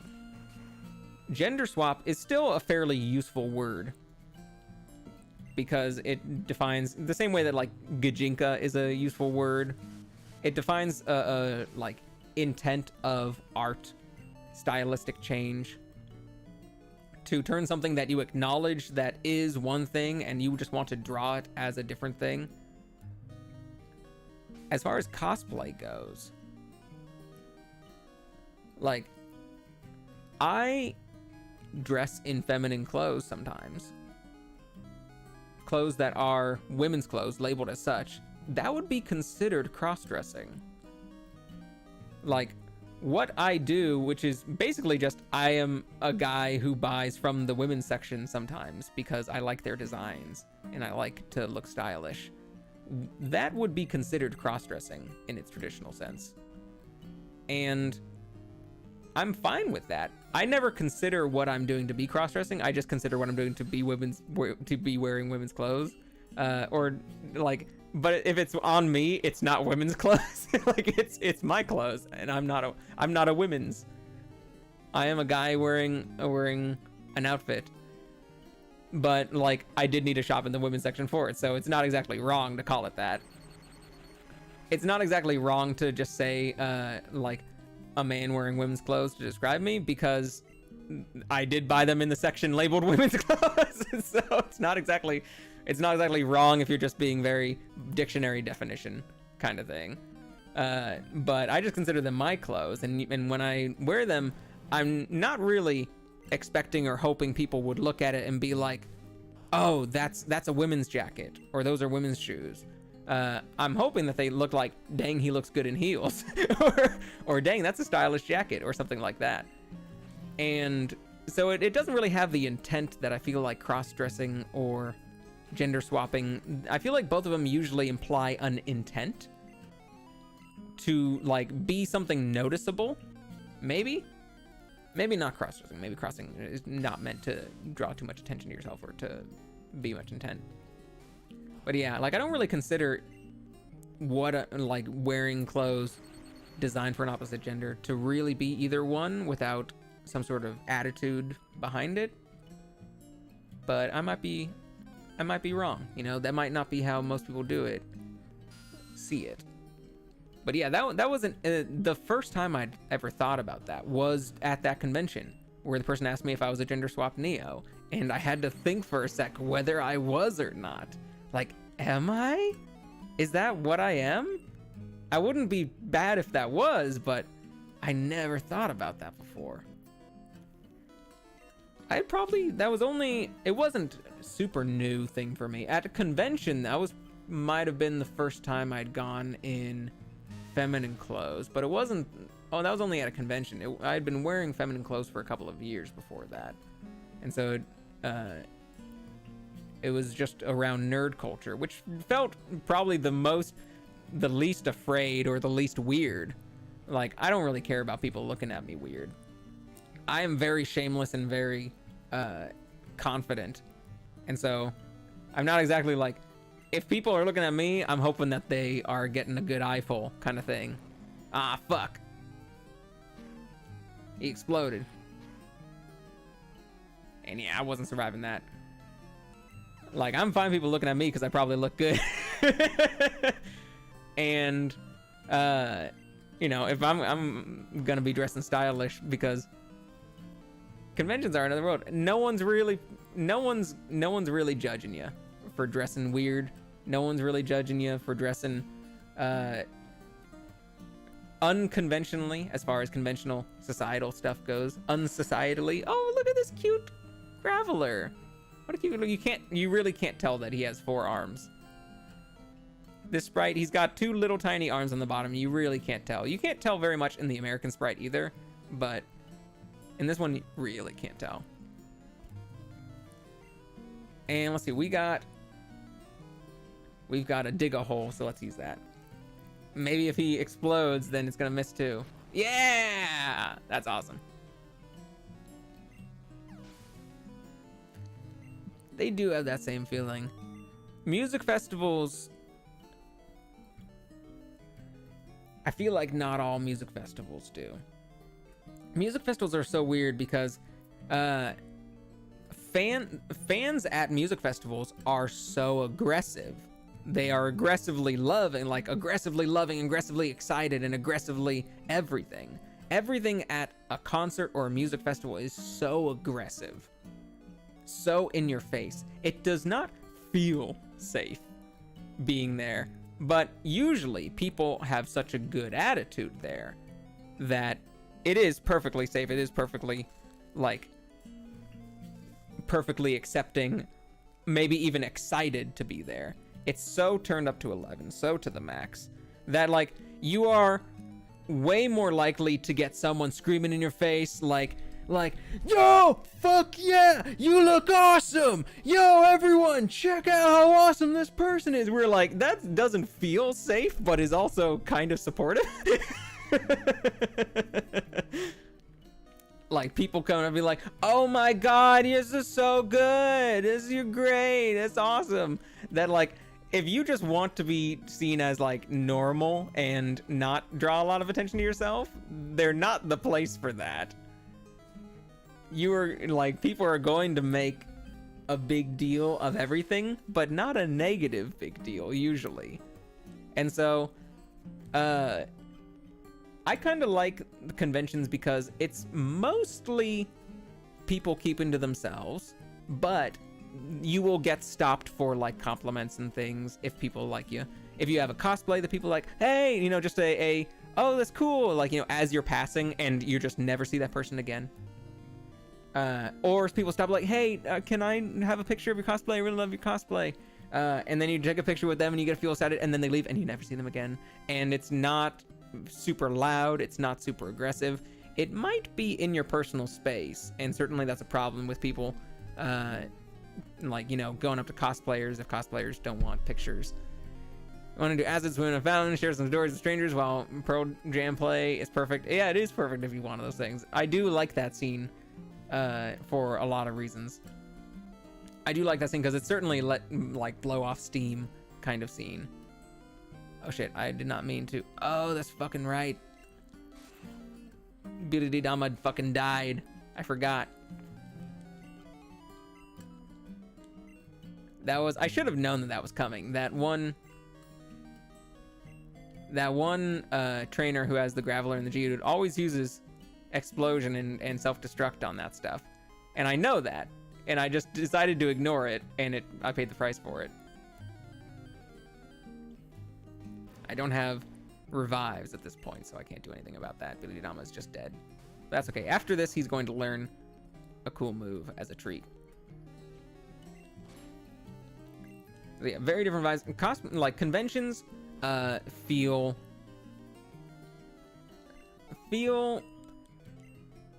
music festivals are like sweaty and dirty and with like body heat and smelly, but like on purpose, because you might be outside. You're probably outside, unless it's just like a indoor concert somewhere, in which case it's sort of a vibe. But like music festivals, you're outside, it's hot, everyone is fucking drunk and spilling beer, everyone is fucking dancing and sweaty. Maybe there's sunscreen, maybe there's not.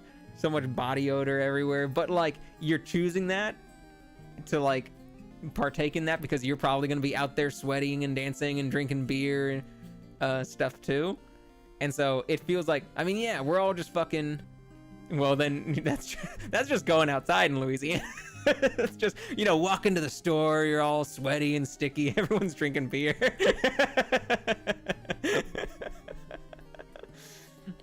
That one, but it feels very much like everyone is agreeing to just get messy, you know? To just have fun and get messy. Conventions, like nerd conventions, feel like you're not supposed to be sweaty and dirty and smelly and gross. As if it's like, it's meant to be a place that's indoors where you're walking around and you're buying and going to, like, you know, video stuff, but you're still going to get it. You're still going to get so much body heat and body odor, so much stank of people close together. It feels hot and sticky, and sometimes because it's outside and because of the weather, because where you are, it's also like you're swimming through like, you know, hot weather or sweat or stuff. And so it doesn't feel as good when it's like that, to have that many people close together and all being gross with each other, because it's like, I didn't sign up for this. I don't want this. I don't want this here. I'm in a wig. I don't want this here. I have a bag of posters and stuff. I don't want this here. So it's sort of a different, in one area it's like, yeah, this is fine. I signed up for this. I like this. The other it's like, it's not, I didn't really sign up for this. Music festivals I go to are in Tennessee and Louisiana. They are pretty rough. I can imagine, yeah, just the weather of being out with everyone.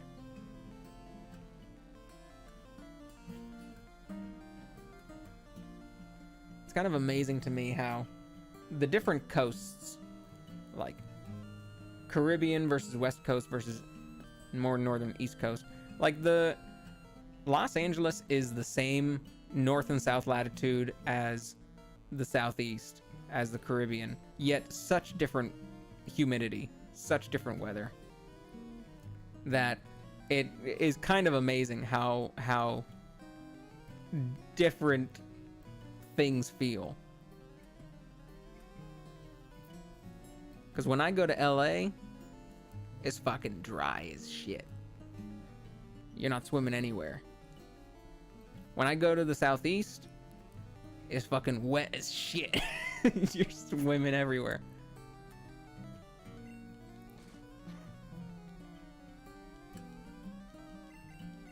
Personally, I like dry heat a lot. If I had to move somewhere with a perpetual summer, like Southern California would be a decent choice. Those 114, 115 degree like summers, maybe not a fan of those. But I don't really need like seasons. I don't really need snow or anything. Hateful weather, you say? Hateful. I've never heard weather being described as hateful, but I feel like I should use that more often because that's such a good descriptive term. This weather hates me.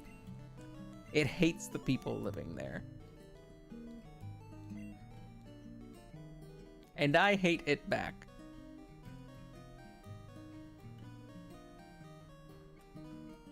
Yeah, I do love rain. I do love rain and rainy seasons. I don't really care about snow. I've never liked the cold.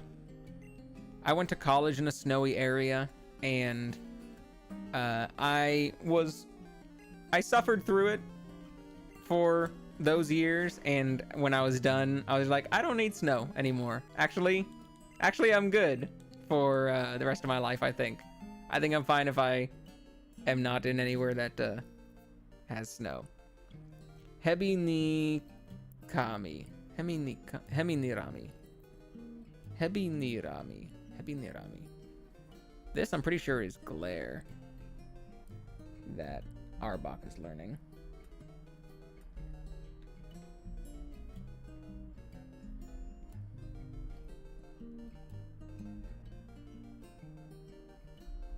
Let me see here. I love thunderstorms. Sprockets, you don't even know. I fucking love thunderstorms. I love the sound. I love the look of lightning. Even when it's super close and it's super scary, I fucking love it. Unfortunately, I grew up with a lot of... Yeah, I wouldn't like the tornadoes. I would not enjoy the tornadoes, but just really windy days, really rainy days, really stormy, thundery days, I like those. I've liked those when I was a kid. I liked those as an adult. I don't get too many where I am, unfortunately. Like, I grew up and, you know, lightning and thunderstorms. Surprise, I'm homeless. Yay! Surprise! That's why it does. Maybe you can keep the tornadoes. I'm happy not having the tornadoes and hurricanes. I'm happy not having those. But when I grew up, we had, you know, regular storms and thunderstorms and lightning storms, and I loved it. It was one of my favorite sounds. And I liked the sound of the rain. I liked the flash of the lightning. I loved being able to see the lightning when I got to. And it wasn't just a flash, or it wasn't just thunder, but when you actually get to see the fork coming down, that was super exciting every time. It was like seeing a shooting star. And hearing the big heavy thunder was so fucking fun and nice. And as an adult, I'm not living too far away from where I grew up. Like, I'm living pretty close, but our weather has changed because of global warming, and we barely get thunderstorms at all anymore. We barely get lightning or thunderstorms. We have had, like, you know, we've had rain, but never thunder, like, in quite a few years. And it's something I've noticed because it was one of my favorite things, and I wasn't getting it anymore. It's like I would notice that. In the last like 5 years, we've had maybe 2 thunderstorms, maybe 3 thunderstorms at most. Like, I have heard thunder in the last, maybe even longer than that, maybe like 10 years, like 3 times. Moved back to Mississippi after my house in Louisiana got wrecked by a hurricane. That was kind of funny. Are you sure that it was kind of funny and not, like, you know, traumatic or something that was super inconvenient and annoying? It's rare to get rain without thunder here. Give me your thunder. I'll take your thunder away from you if you don't want it.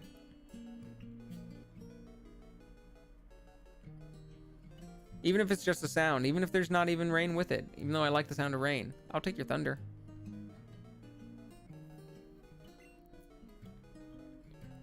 Let's see. If I'm getting rid of something,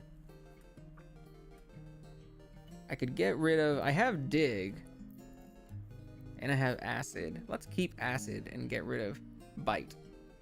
That's a dumb move to make, but let's do it.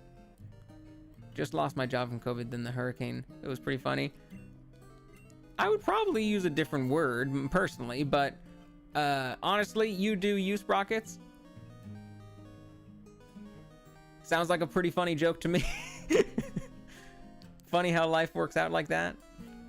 In exactly opposite of your favor. It's super funny, like that time you stabbed your brother. So that one was pretty funny.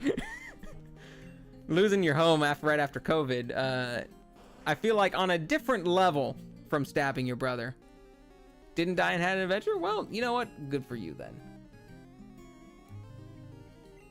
If you got to have an adventure, and adventure is what you got out of it, then we should all hope to have that attitude. I probably would not. I probably have more of a, like, what the absolute piece of shit, fuck, this fucking sucks, I hate this, life is awful kind of attitude. But that's just me, and I'm quirky like that. I'm not like other girls. I deal with trauma by being traumatized. Personally, when trauma happens to me, I feel traumatized, but I'm different, I guess. Rip to the rest of you. I do things like cry and be angry and sad and have harrowing emotional reactions. But that's just like a quirk of mine. Hi, Kai. I've lived in my car 2 times, to be honest, so def understand. It was kind of an adventure on my own. Yeah. Hopefully you can feel like it's an adventure and not. What's up? How you feeling? It's pretty early for you. Are you awake already? Were you able to sleep okay?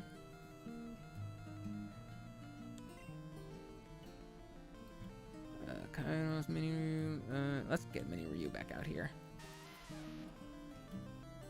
Good, yeah, normally wake up around this time now. Oh, okay. If this is normal, then I'm not worried. Although you can, Kai, we were talking about Pokemon cosplay earlier. If you had to choose a human Pokemon character to cosplay, who would you choose? All of the, I realized that there were no real male characters. Damn, 4? Shit. You and I could talk so often then, because I'm up so late. I realized that none of the male characters have outfits that I'd really would be interested in cosplaying. And it's all the female characters whose outfits I would want to cosplay more. And so, like, I realized Lusamine would be a really fun one to cosplay for me. I would want to cosplay as Lusamine. I was trying to think about how to do the big long hair and whether it would look good or not. But her outfit is super stylish, and I feel like it would be comfortable to wear around a convention. Ototo power makeshitaka. Yeah, good question, right? Honestly, I love the new streamer girl's design. I love Iono's design. Also her name, I don't know. Like I love that. I love that name. I would cosplay as her too.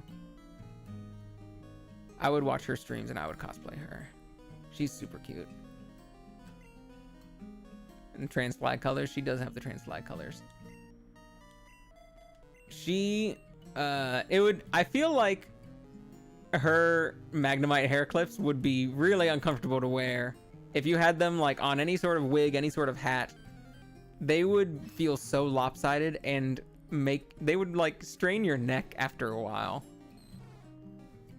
It's just hair clips. There's nothing, I don't think that there's anything unusual. I think it's literally just hair clips. They're just fun and don't make physical sense. Yeah, I think they are just animated, living, sentient hair clips, and that there is not actually anything going on with them.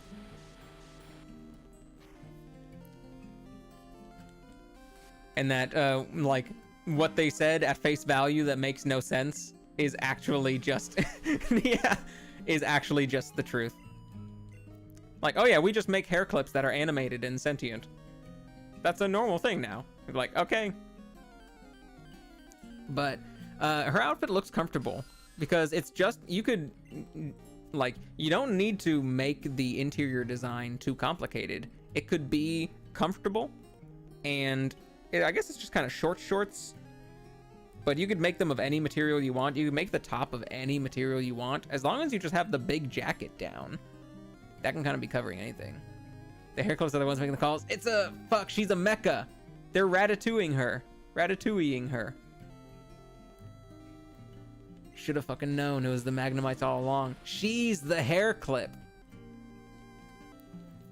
She's just a non-sentient doll that they're controlling the brain of. They're parasites. That's the new Paris form. That's the new Parasect and Paris form. Instead of a bug with a mushroom gun on its back, it's a streamer with Magnemites attached to her brain. That's fucking funny. Yadong? Is this Yadong gonna kill me? I don't think so, but I'm gonna use a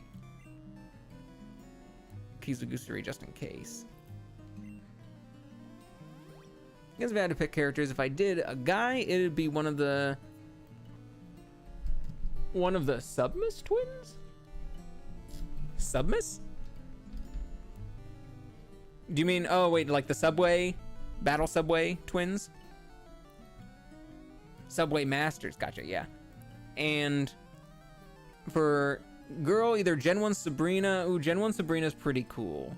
Maybe Cynthia. Cynthia's pretty cool. Yeah, Cynthia would be a good one. And also would be pretty comfortable. It's just like a pantsuit. Because you gotta, like, not only think about what would be stylish and cool, what might be easy to wear and comfortable if you're walking around a convention all day.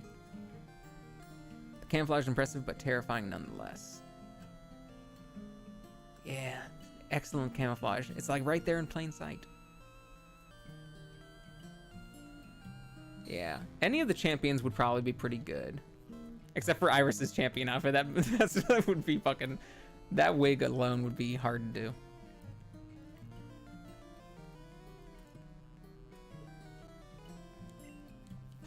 Any of the guys' outfits would be super easy, except unless they are like a Subway Master with...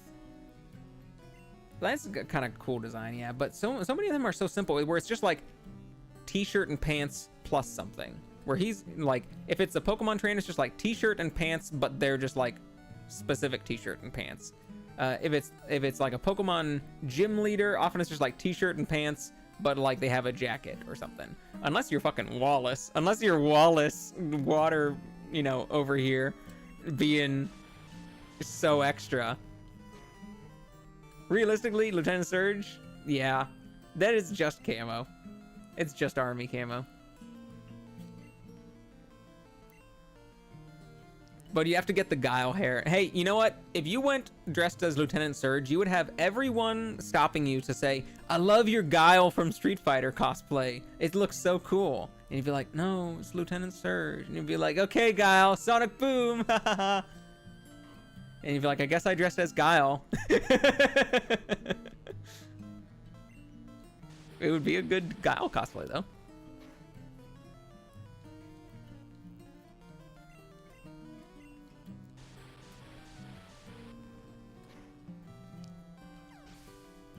Lieutenant Surge in this game, in this like Pokemon Green in Japanese version, his lines were so fucking funny. They purposely did such like messed up Japanese using like the wrong characters on stuff to have a weird like American voice, and it was really fun to read those. Better than the other option people could mistake you for. Stroheim? I mean, I feel like people would enjoy seeing Stroheim at a convention. They'd be fine with that Nazi. They'd be like, I know you're a Nazi, but like also that's a cool cosplay and I love JoJo Part 2, so yeah, dude, let's take a pic together. People would... I feel like if I saw a really good Stroheim cosplay, like, I wouldn't mind a pic with that Nazi. It'd be like, all right, dude, I just want you to know this is not a condoning of you or any characters that are similar to you in this historical fiction, I just want you to know you're a very funny, dumb character. And I appreciate the work that's in your costume. I'd have to... Ah, shit, I could never post it anywhere. I'd get fucking canceled on Tumblr rightfully. As a Nazi apologist. I would make a post that's just like, wow, great cosplay. And people are like, do you know who that is? And I'd be like, yeah, it's Guile from Street Fighter. And then I get canceled. And I would deserve it, because I knew better. I knew better. Yeah. I cannot think of any guy characters I would want to cosplay from Pokemon at the moment. But Lusamine would be super fun. Lily would be fun, but short skirts don't usually look good on me. Any of the female trainers, some of them would be more fun than others. Like, I probably wouldn't want to wear Rosa's like hair buns or the like legging shorts combo. I feel like those short shorts would feel very awkward to wear, those yellow short shorts. I feel like they would be awkward to wear if you actually had like the frills on them and they weren't just like yellow shorts.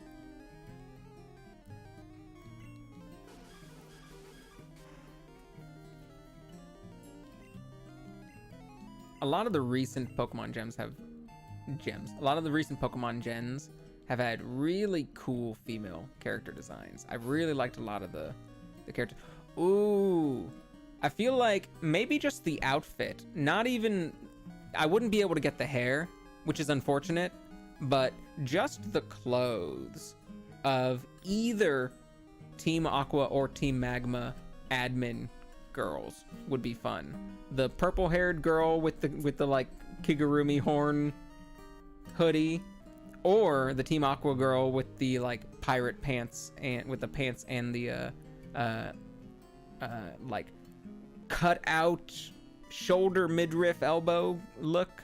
Both of their outfits would be really cool. The pervert and the pirate. That sounds like a delightful. That sounds like a very inappropriate children's book title. The Pervert and the Pirate. Oh, look at this odd couple right here. Isn't this just such a wacky odd couple?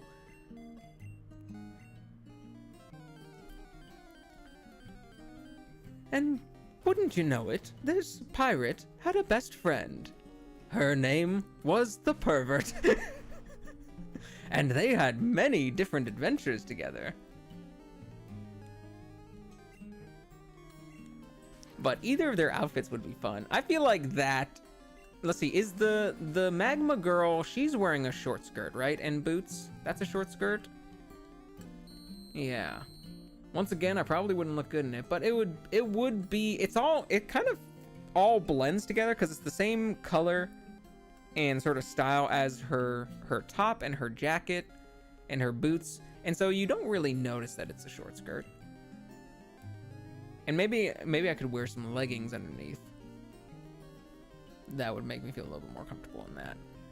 But the Pirate Girl's outfit also I like it because it's form-fitting, and I do like form-fitting things.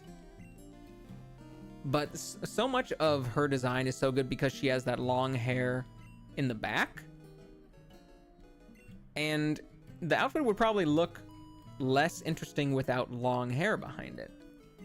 Still kind of a cool outfit, but like her having long hair does a lot for that outfit's shape and design, and the dark brown color of her hair is such a good match with that color scheme that, like, without that main color, her hair is a main color of her outfit. Kind of like how the purple girl, her purple hair is a like main color feature, although it's not a big color feature. It's a nice little accent. But the brown long hair of that girl, the pirate girl, is such a main color feature that it kind of loses a lot without it. I was going to make a pirate, pervert, and Kraken joke, but I just couldn't get it to work. I can take a cracking at it if you want me to. Let's see, pirate pervert and kraken. Oh wait, I just did. Hey. Oh, I just remembered a fun one guy to do would be Wolfric. Love his design and facial hair. One of my fave ice type leaders. Yeah, didn't you base your own Wolfric on that Wolfric? Wasn't he sort of based visually on like the same sort of style? No, actually. Oh, interesting.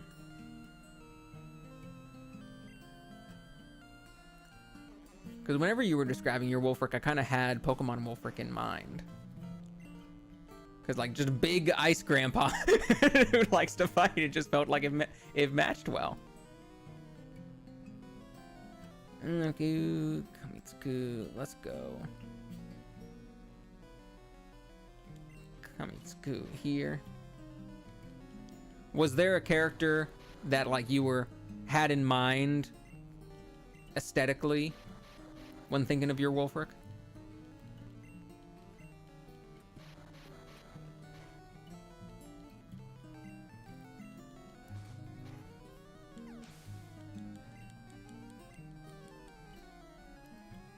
Let's see. Pokemon professors.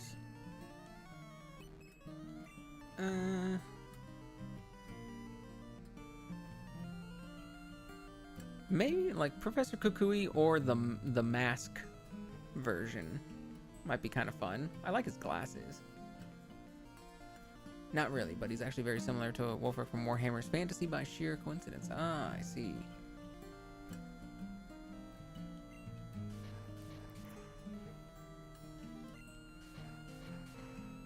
If you were cosplaying Wolfric, your Wolfric at a convention, would people come up to you and be like, hey, cool Warhammer cosplay? And you just have to be like, okay, yeah, okay.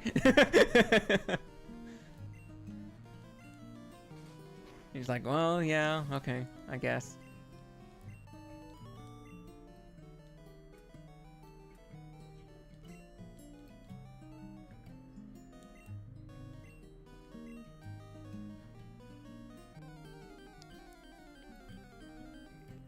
They probably mistake me for an older Udyr from League. Interesting. I don't know what Udyr looks like.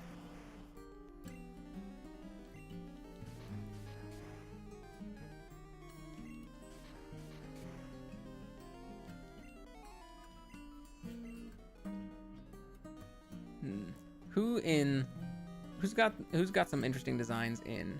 He's a big, built fat Norseman druid guy.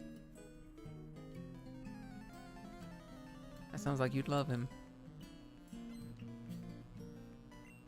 Who's got some good designs in Sword and Shield? I love Pokemon Professor Girl and Nessa. They're both good. I forget her name constantly though.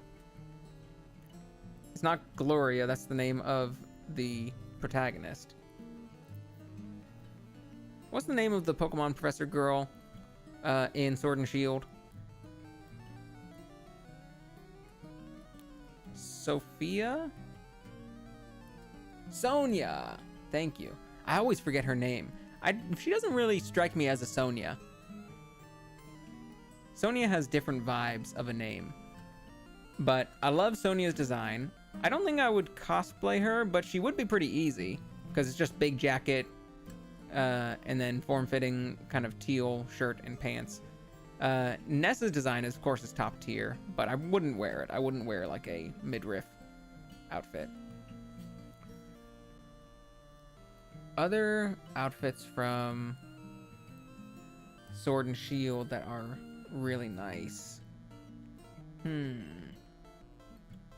I kind of just like the uniform look, honestly. I think that the like gym uniforms look really fun and really cool. Like they look like good uniforms. I like the look of that old fire guy uniform. What was it? Kabe? Is that his name? Like he's got a really cool design, I think. I like that he runs everywhere. Kabu, thank you. I really like Kabu's design. If I felt like embracing my old guy vibes, my old guy nature. Then, oh yeah, the poison gal, the like moth-looking gal. Ooh, she would be fun. That hair would be an annoying wig to do, but she would be fun. That's a really good design. Monster Energy tights, that's a good way of describing it. Was she wearing the like Poison Gym tights? Or was it just sort of reminiscent of them? Because the Poison Gym in Sword and Shield, they had like sort of a, they had that kind of like green energy drink look to them. Purple and green. Yeah, and she was wearing that.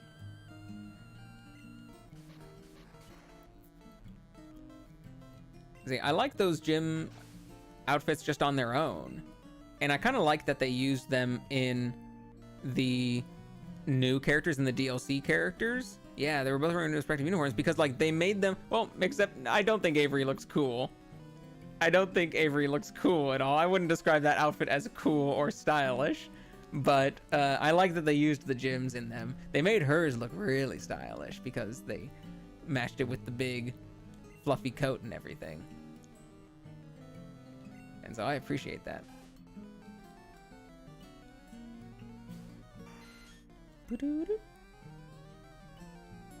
Oh, Oleana, the assistant lady to the CEO. She's got a really cool design. I would cosplay as her. She's got like a cool office lady vibe. And I feel like you wouldn't need a long wig to do her. You could just wear the outfit. Like I could just do the outfit without the hair, and it would still look good. Maybe not recognizable. Like people might not recognize her by the clothes. Pokemon fans might, but I feel like you might not recognize that character at a convention just by the clothes. You're like, all right, you're some sort of office lady, but I can't quite put my finger on who.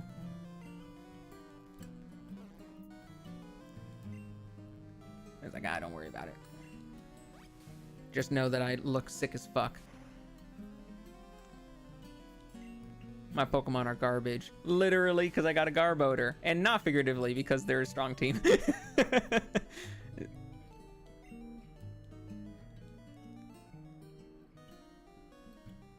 Oh, I'm going down.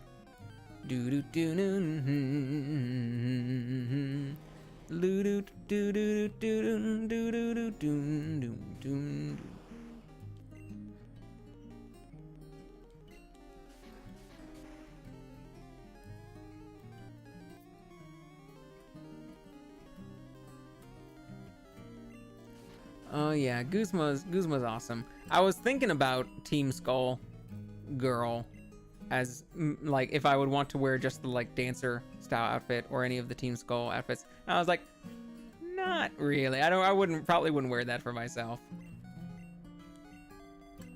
Definitely wouldn't try to do a wig that is just the little weird hair strands. I love her design. It is so weird. It is such a weird like extra design.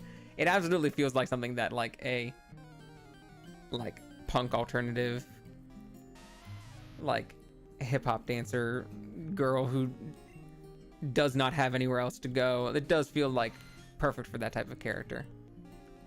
While being kind of cute too. Good for her.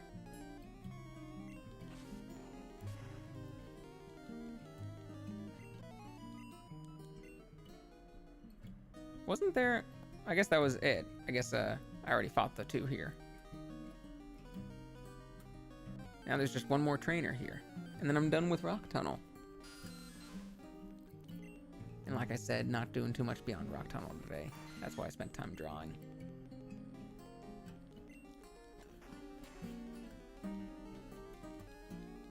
Alright, new goal of the Pokemon. Oh! I found a guy I want to cosplay. I found a guy whose design I really like and think is really stylish and looks really cool. That blue-haired guy from Arceus. That blue-haired guy with the yellow tip hair from Arceus. That dude looks super stylish and cool.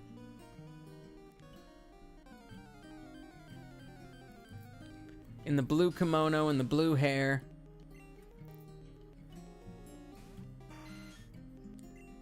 That dude looks awesome.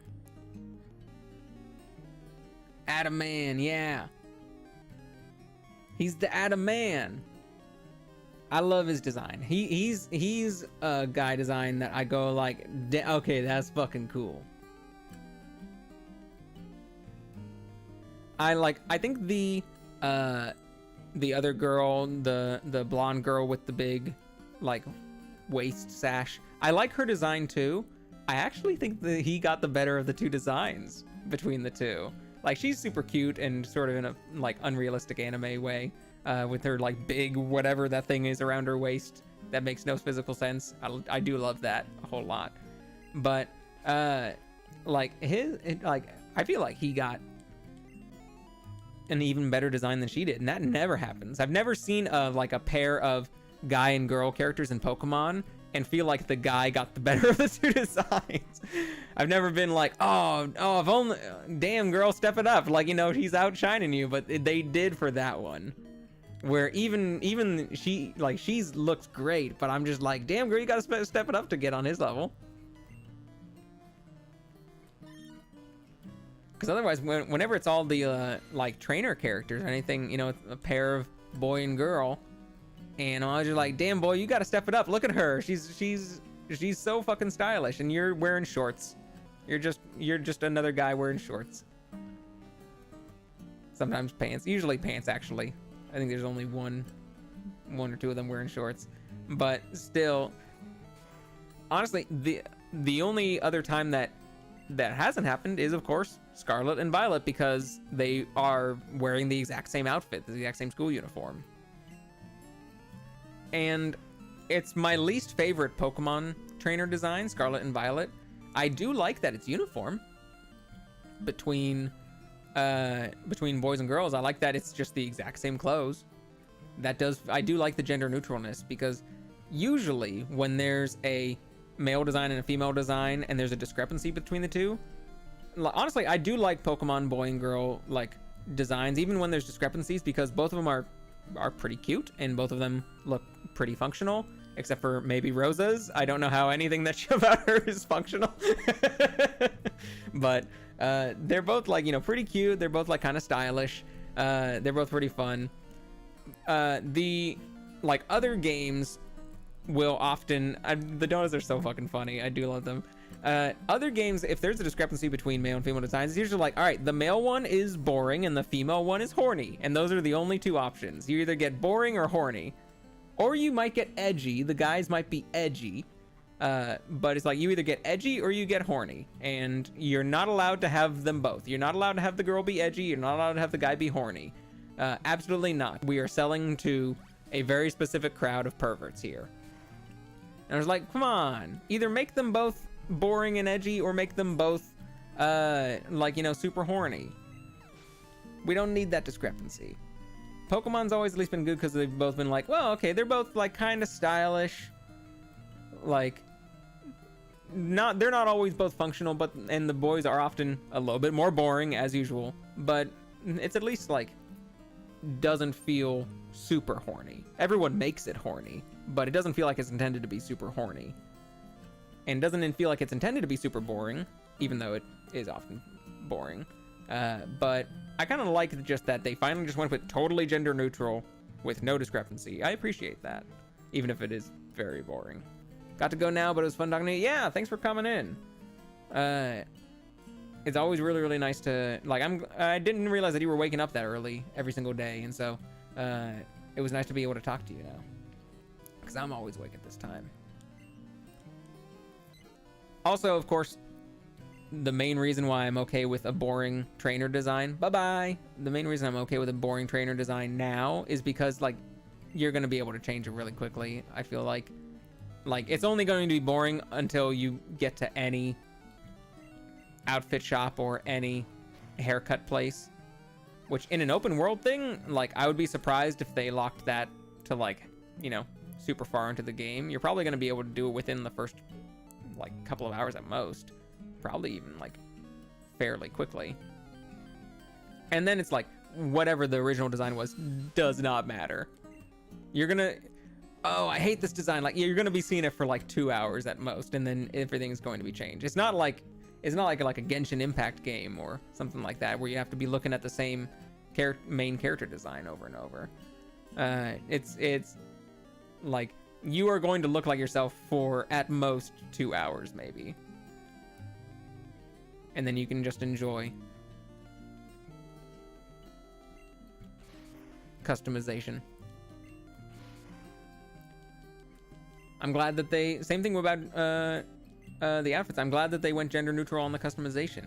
So you can just unlock all the hairstyles and hopefully the clothing styles too. Because they showed like hair and makeup customization that wasn't gender locked, and I would assume that applies to any sort of outfits they have too. Although they do, I'm pretty sure they have different body models for the male and female characters, protagonists.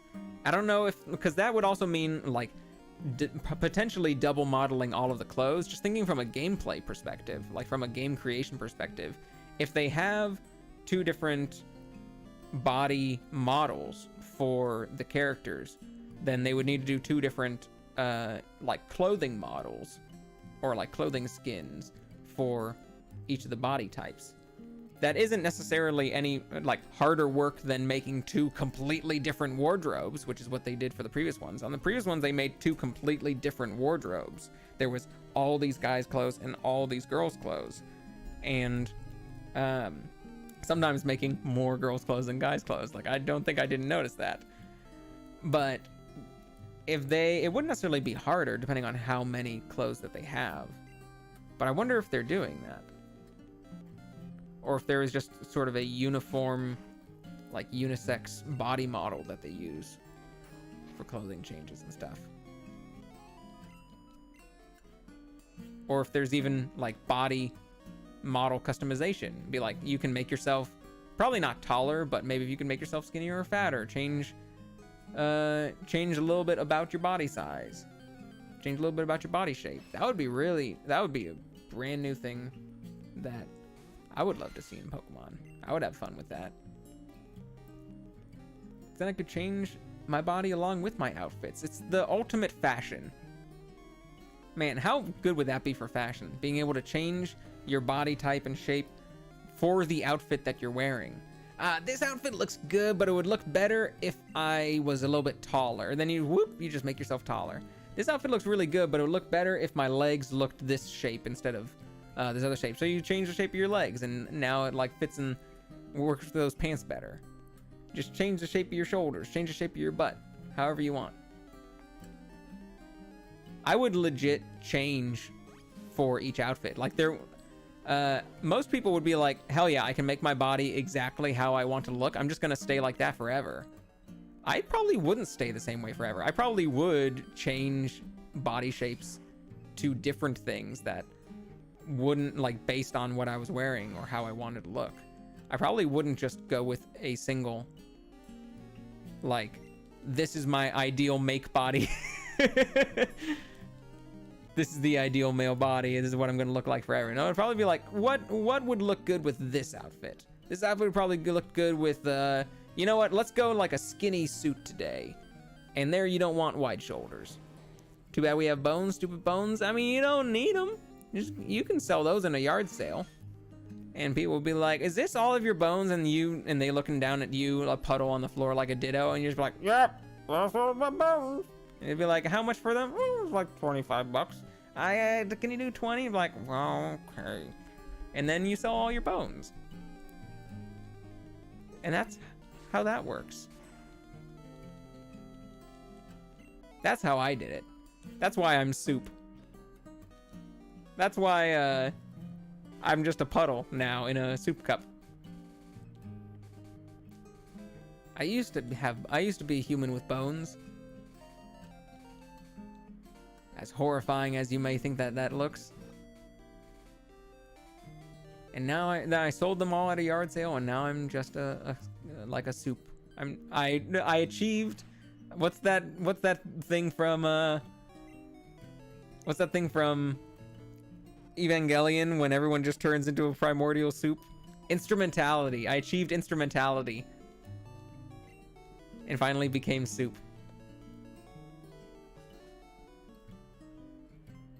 That's why everyone should be standing around in a circle clapping and saying congratulations to me. I deserve it. Alright.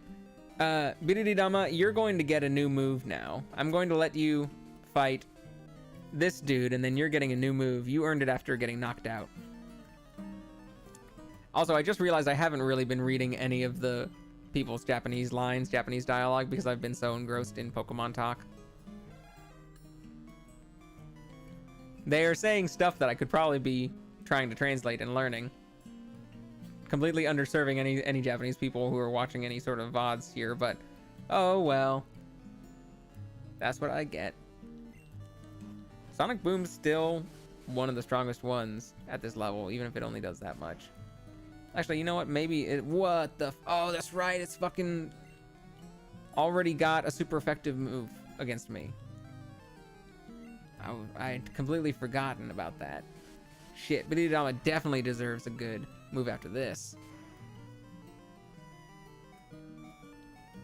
Please hit. Good.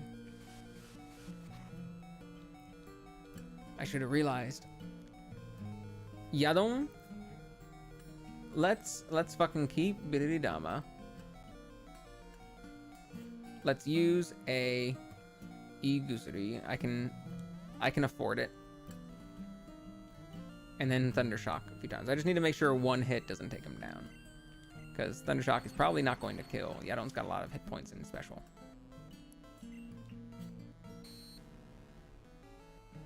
I don't need that move.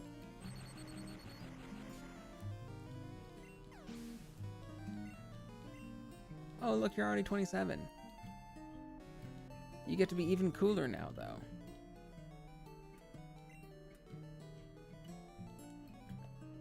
Alright. So, Birididama, right now you have...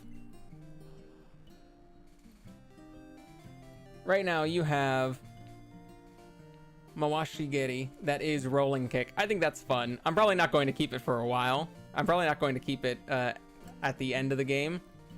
But that's fun to have for now, just as a concept, rolling kick. I probably won't need it too much when I learn this next move. Which feels like if I was looking for non-electric moves to teach Voltorb, and I was like, what would a Voltorb or Electrode know? What would they know besides electric moves? There you go. Let's just do a brand new one. And I was like, you know what? One of these moves, a couple of these moves do feel kind of thematic, kind of fitting.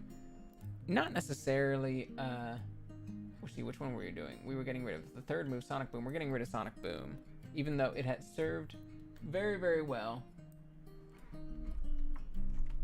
A couple of grass moves feel like they fit thematically kind of well.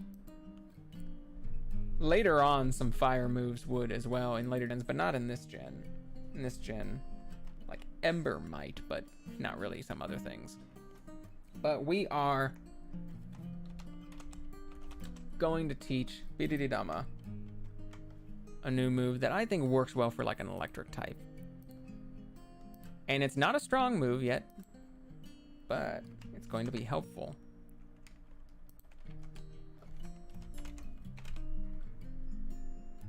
In dealing with all those ground types and rock types and stuff. And it's a special move, as all grass is in this game.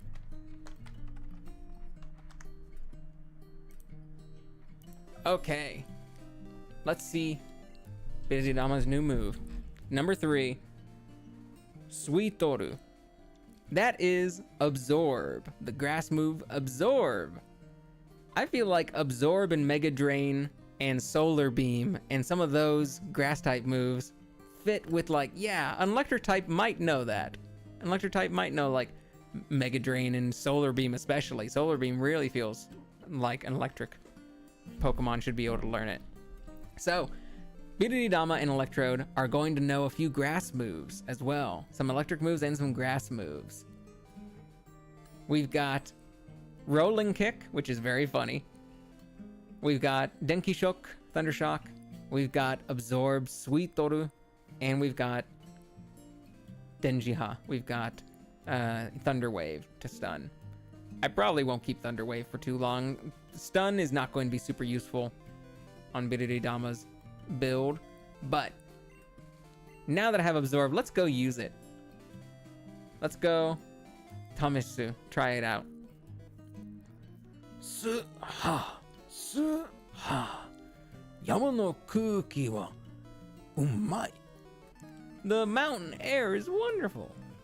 Yama no kuki wa umai. Uma. Uma.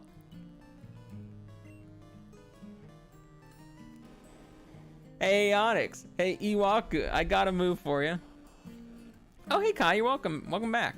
Didn't take as long as I thought, and I'm back. Yay! I got my Voltorb Absorb. Watch, check this shit out. Boop. Yeah, get fucked, Onyx. Teki no Iwaku kara Tairyoku Suitota. I sweet-tota'd his Tairyoku. I sucked up his body juice. I shoved my gun and sucked his juice. Hell yeah! Finally, in Pokemon, you too can shove your gun and suck the juice. And now he's got, what is that? Goron. Oh shit. Is this fucking Golem? No. It's Graveler. He's Goron. Is it Goron? Goron. Goron. Let's fucking suck your juice too. Please do not self-destruct. Please, I'm begging ya. I cannot survive that. I am a tiny little bowl. Yeah! Fucking 4 times super effective and good special. That's what I got. Bidididama just fucking leveled up super hard. This also probably would have gotten him through Rock Tunnel way easier without dying. Yama no kuki sui sugite. Sui sugite. Hara ga. Hara? What's hara? Sui sugite hara ga fukureta. I don't know what that hara is. But one last to fight. And then we're all done for tonight because we got through Rock Tunnel. Yamamichi, hey, that's the one that I always see on the kanji practice. The Yamamichi, it sounds so Italian. Yamamichi. Mountain Road. Yamamichi. Hisashiburi ni aruite. Hinketsu. Gimme. Hinketsu gimme nano? The gimme is interesting. But she said, oh, there's another guy up there. Something about, it's been a long time since Mountain Road. I think she said, it's been a long time since I came through a mountain road. Something similar to that. Bidididama, go Denki Shock. You're doing fucking great. Go you, be the little ball that I always knew you could be, and actually never thought that you could be because you're a fucking garbage Pokemon. And you're not useful at all, but I'm going to make you good. I'm going to make you great. I'm gonna turn you into a star, kid. A spherical ball-shaped star. You're gonna be great. They're gonna know you far and wide.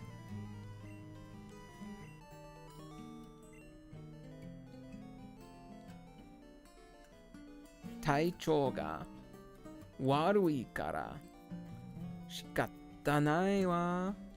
Shikatta nai wa desu wa.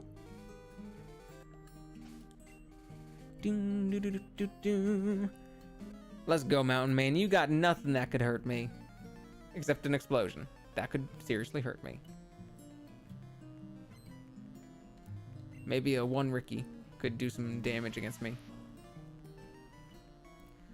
But an Ishitsuburi an Ishitsubite is not going... Ishitsubite is not going to hurt me. Because I'm going to fucking sweet total your juice.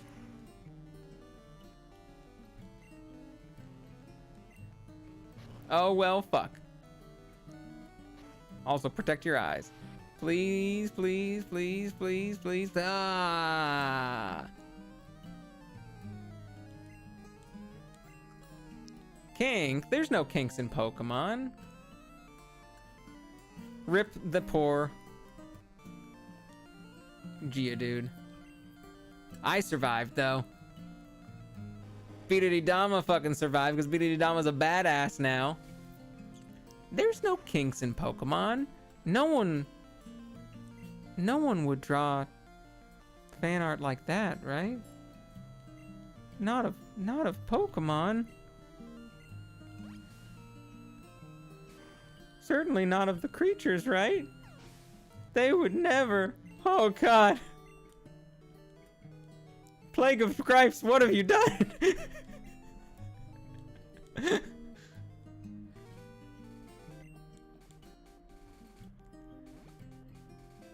I wonder how much of a jump there was before and after that one Plague of Gripes video on like porn sites.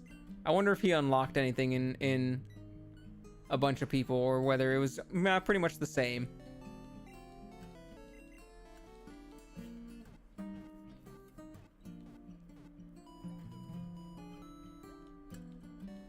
And we're good. Without getting too much into that, look where we are. We got through Rock Tunnel. We got Bidididama. We got Yaron. We got Kairos. We got Garuda. Let's look at our party. We did it. Bidididama. I feel like Bidididama is going to level up and like evolve in 2 levels or so. It's probably going to evolve when we're going to face in Team Rocket's headquarters. Yaron. Yaron. Our Slowpoke. Our beautiful little slow boy. Kairos, our starter. My boy, my Pinsir. Completely unexpected starter Pokemon, but just such a good fucking strong. He's never going down. He's not gone down once. He is a fucking beefcake. It is completely intentional. I have picked all of these Pokemon intentionally and just used cheat codes to unlock them. Garuda! A Kangaskhan, look at this good fucking sprite! And taught them new moves, like Absorb. It's all purposeful. I want a run that is just completely all the things I wish I could do, or how would I make this Pokemon strong if I wanted to do it. And I've been keeping them level appropriate so that they only learn weak moves at the beginning of the game and they learn stronger moves as they go, so that it's Game Shark, but it's not God mode. It's just different mode. You get the strong Pokemon first, but I'm only teaching them the weak moves, you know, like the Leech Life at first and the Tackle and the Ember. They're only learning the low level moves. And then as they level up, I've got my list. I've got it written out and be like, all right, in like the mid 30s, they're going to learn this move.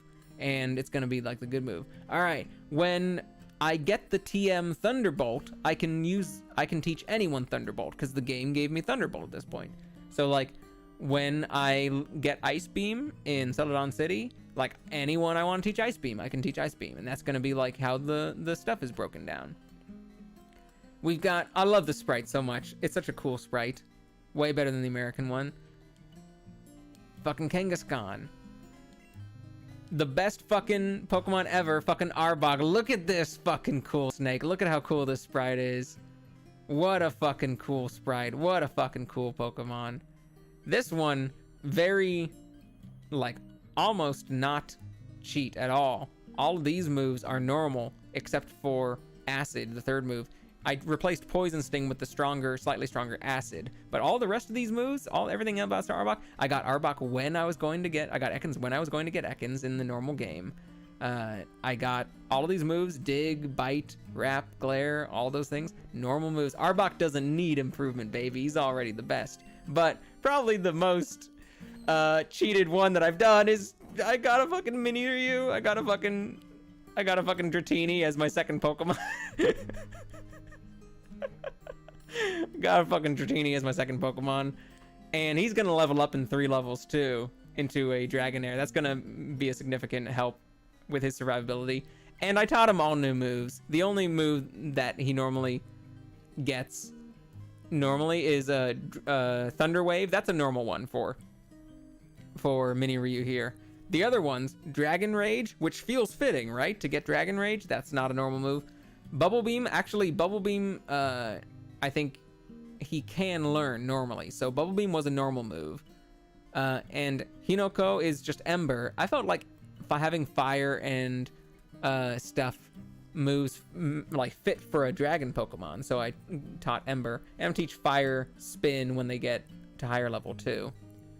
And so I'm going to finally get, I've wanted the entire time I've been playing Pokemon red and blue, and in this case green. My dream was always to just trade myself a Dratini and level that up as like my starter to have a Dragonite at the very end. And I never did. For some reason, I just never really bothered doing it. It never quite appealed to me enough to do it. But now, I didn't even need to trade. I just caught it in the wild. And the fact that I can teach it any move that I want is so appealing that I'm finally living out my dream. And what I've discovered, Dratini's weak as shit. Dratini in Dratini form is weak as shit. Probably the worst stats of my party. And luckily it has resistance to quite a few things, but it is so weak and it stays low level for pretty far. It stays low level until level 30. Like, even Bidididama, he's got piddly attack. That 28 attack is little. But the 60 speed is nothing to sneeze at. And, 40s on the other ones, it's not super good. So Mini Ryu is, like, everything is kind of 40. But, like, the 39 for defense, not good. Tokushu for 41, that's not that great. It's not very good stats. Dragon Pokemon and Bug Pokemon are always meant to be thematic opposites, I'm pretty sure. Where instead of leveling up super fast, they level up super slow. Yeah. That's probably why Bug Pokemon are kind of meant to be starter Pokemon a lot, because you'll get them super strong super fast at low levels. And Dragon Pokemon are always the late game Pokemon, because you're gonna need to get them up to higher levels before they start becoming like really strong. But because of that, you also never get to use baby dragons for very long.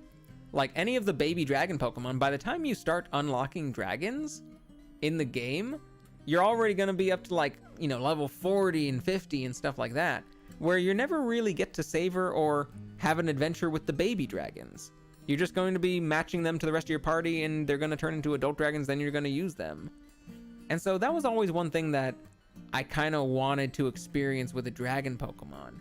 I wanted to be able to go through the adventure with, like, the dragon as my starter, or at least early Pokemon, so that he could be with me the entire time while he's a baby and while he's an ugly teenager and while he's a super cool, like, high dragon. I want to go on a long adventure and not just use them as a ringer at the end. I used to trade myself freshly hatched dragons when I had link cables. Yeah, that was exactly what I had always wanted to do for myself too. I just never really did. But now with ROMs, I can do anything I want. I just realized I didn't save this entire time. This entire, like, 2 or 3 hour stream, I just never saved. Woo! We are... I don't want to leave the stream, because now that we're chatting, I want to keep on chatting. But I guess you know what? I'll just keep on doing some stuff. I'll just keep on going for a little bit, because I just want to keep on chatting. I can start going on. Let's see, what was the next moves I was going to learn? I'm feeling so awake now. Kangaskhan was going to learn that next one. I could do that at level 30. That can be one that I give Kangaskhan at level 30. Kangaskhan does deserve a powerful move in the next couple of levels. Slowbro is going to get Hypnosis. I could give Slowbro Hypnosis at some point. And is also going to get Aurora Beam or Ice Beam as soon as we get to Celadon, so that will be helpful. That can replace Mizo Depot. And when we get Fly, then we can also get Dream Eater. That's a fun one. Arbok just got Glare. Haven't used that in combat yet. Should probably use that. And we'll eventually we can get Sludge, but later on, we don't need a new one for Arbok anytime in the next couple levels. Voltorb just got Absorb.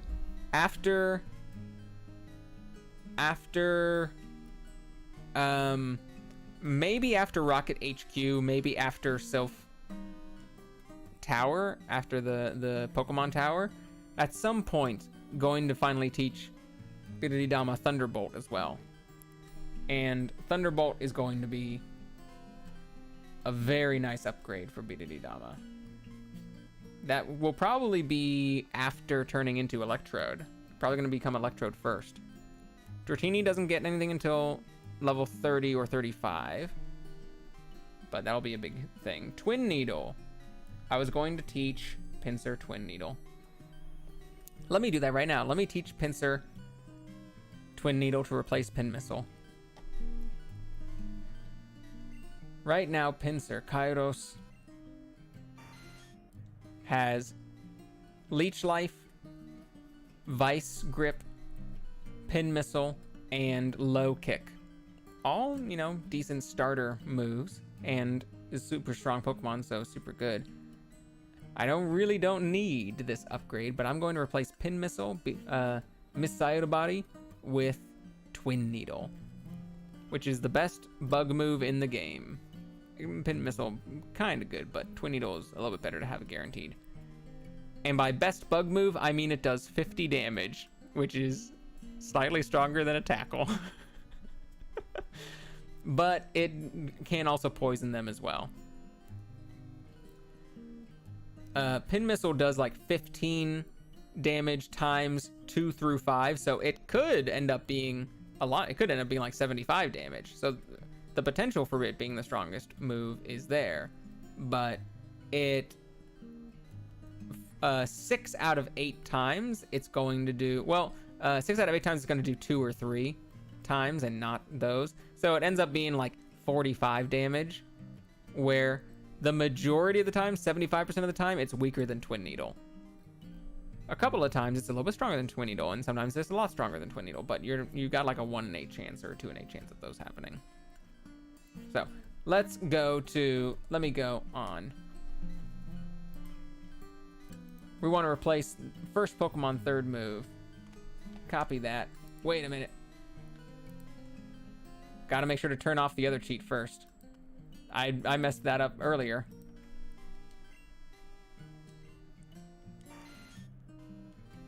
Let's go, Kairos. Let's get you a nice cheat move. Cheat. List cheats. New cheat. Twin Needle. Yeah! Go here. Twin Needle. 29 is the code. Copy paste that code. Replace the XX in here with that. Okay. Okay. Go back to the ROM. And get Twin Needle. What does that say? That says Double Needle. That says double needle. Double needle. Hell yeah. I got Double Needle. That's cool. That was probably too long of a name in English, so they had to change it to Twin Needle, which is fine because you can have that cool stylizing of you only have one N. Twin Needle. Twine Needle. It's weird Pinsir doesn't learn that normally, to be honest. It has 2 Pinsir. That's exactly my thought. I taught Pinsir in Gen 1 does not learn any bug moves. He only learns normal moves. That's one of the main problems I have with Gen 1. There's a lot of wonkiness about Gen 1, but really the only thing that kind of annoys me is that there aren't enough. Same thing with Scyther. Yeah, exactly. There just aren't enough moves there just aren't enough moves. There just aren't enough moves of the different types for Pokemon to learn. There's only one dragon move, and it's Dragon Rage and doesn't do dragon damage. It just does a base 40 hit points. There's only 3 ghost moves, and the only one that actually does ghost damage is Lick. The other two either confuse you or just do a base amount of damage. And so people just don't learn enough moves. And sometimes they don't learn any moves of their own type. And so you're kind of fucked.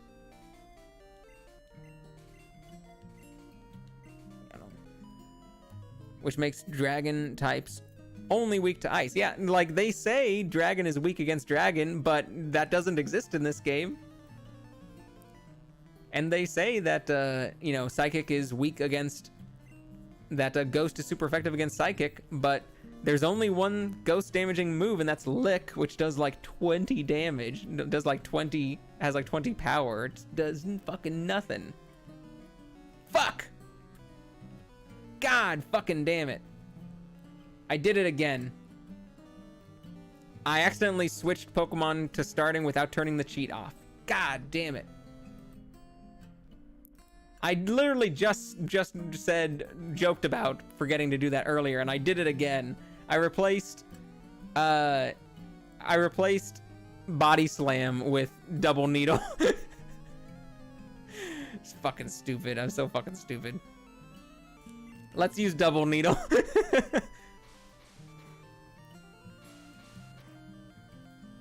Make some Pokemon not even work great. Yeah.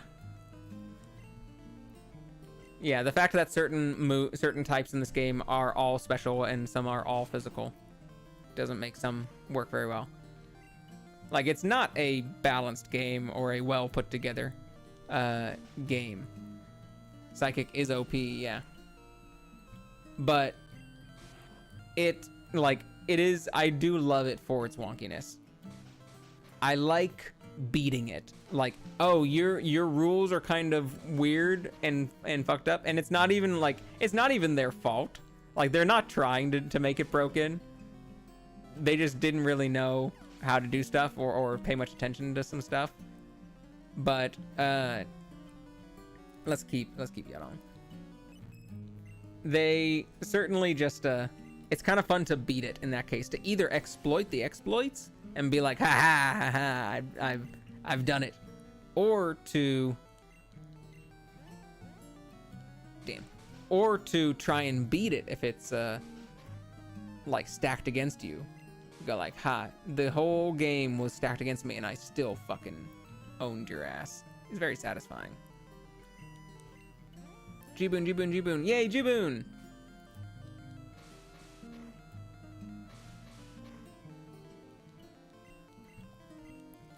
Come on, Jiboon, Jiboon, Jiboon, Jiboon, Jiboon. Damn. Alright, I gotta go back into cheats and fucking give a Slowpoke Body Slam back because I accidentally fucking deleted that. I gotta turn off that cheat then. God, I fucking hate doing it. I fucking hate that. Watashi no Pee-Pee. Okay. Slowpoke. You're person 1, and it's your move number 3. It's the same one as before. God, I'm so fucking stupid. I'm so fucking stupid. Stupid. Cheats. Let's cheats. New one. Ow. Body Slam, and welcome to the jam. And where is Body? One of the best normal moves for the majority of the game, because you get it early. Whoops, sorry. It does 80 damage, can paralyze people, and always hits. Okay. And he's got it back. Noshi Kakari. Now, turn off the cheat. God damn. Alright. Old man, what you got? Ore wa imadoki. Imadoki sasurai no gambare. Gambara. He's a Gambara. A gambler. Boom, boom, boom, boom, boom, boom, boom. This fucking sprite. where you can't tell what the fuck is going on with this sprite.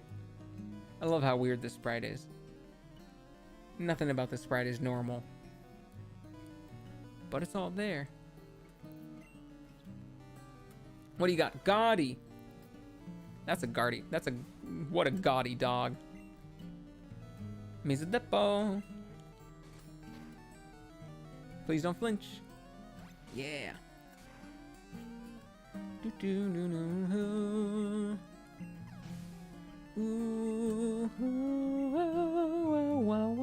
Rokon. Who's Rokon again?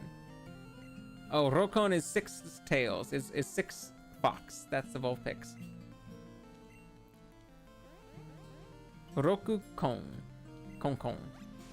That's six fox. I wonder what Ninetales is.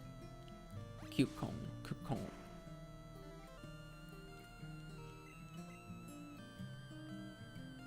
Probably just the name of a nine-tailed fox. Cutsune.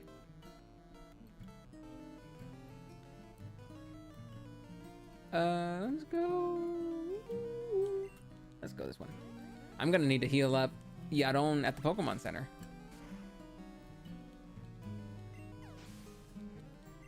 Cause he's getting all hurt. I don't want my boy hurt. It's still another 10 levels until he levels up. He's gonna be a little dumbass weakling slowpoke for so long. I gotta protect my boy. So let's fucking speed this up.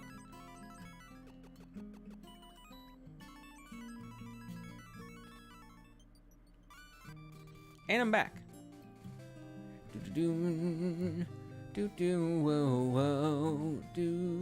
Sure, dude, what you got? Anone? Tatakai ni wa senryaku ga. Not super active. I'm right now having I'm having to make an LFG post on Reddit. Looking for another group? I thought you were just I thought 2 of your games just started. Did one of them fall apart?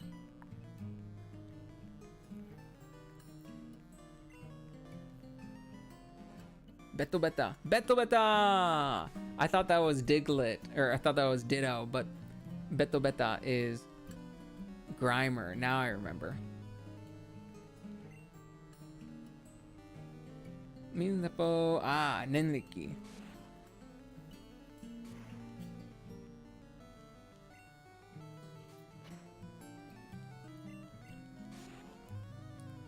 Grimer looks fun.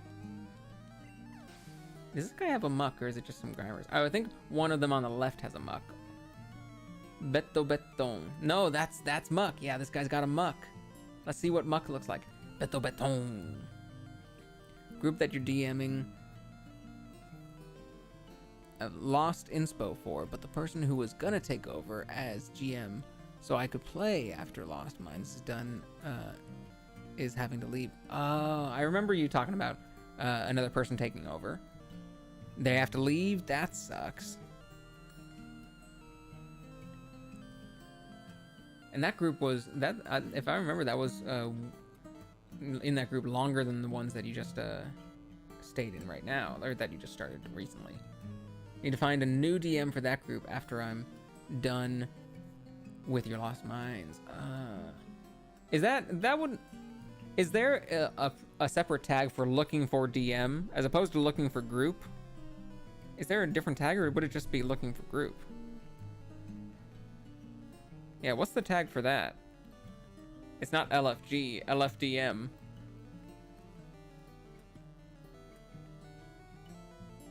LFGM.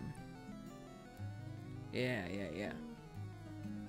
I hope you find a good one for that.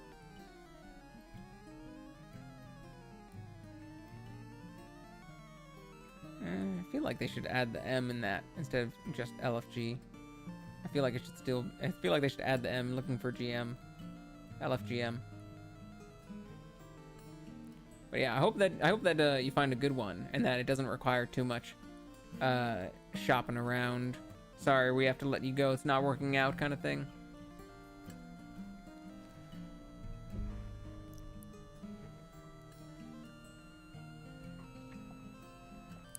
It's been so long since I drank water.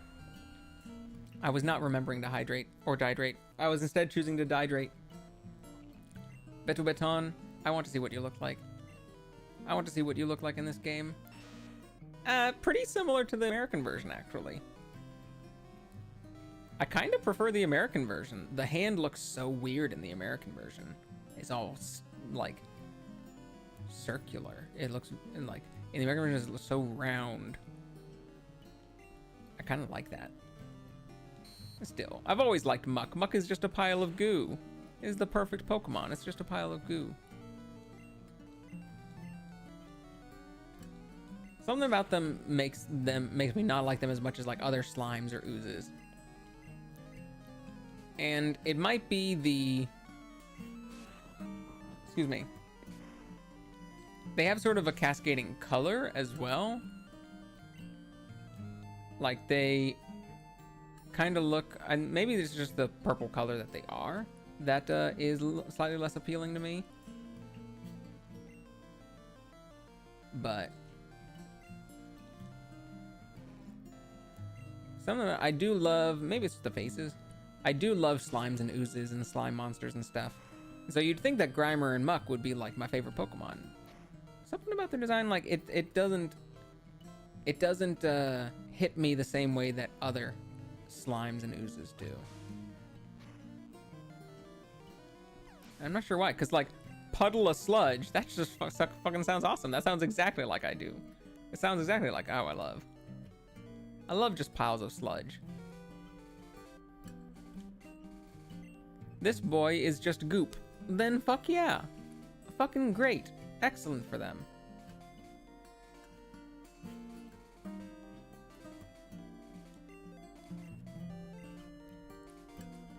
Let's get Garuda. Alolan, Grimer, and Muck, I do really like the coloring of. It's very, very fun. Like sorbet. But still, like, there's something about just the shape or the design. I'm just like, this isn't my favorite Pokemon. Like, this should be my favorite Pokemon, but it isn't quite.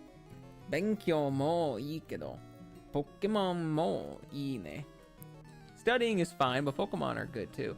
And I feel like I'm betraying my love of slimes by not caring about Grimer and Muck. I love Coughing Sprite in this game. Look at how good look at how fucking cute this Coughing is. This Coughing is so fucking cute in this game. I want this Coughing as a friend. I want to hug him and squeeze. I want to like squeeze and squish this Coughing and release poisonous gas in my face and die. I wanna.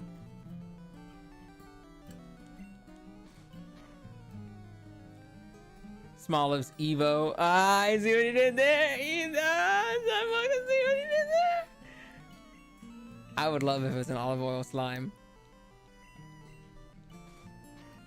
Did you how big is your brain? Did you just come up with that Evo off the top of your head right now, or is that become like an in-joke in like the community? Kai, your brain is fucking massive. Holy shit. Your big brain is so fucking big. You're like a bobblehead with your big fucking brain.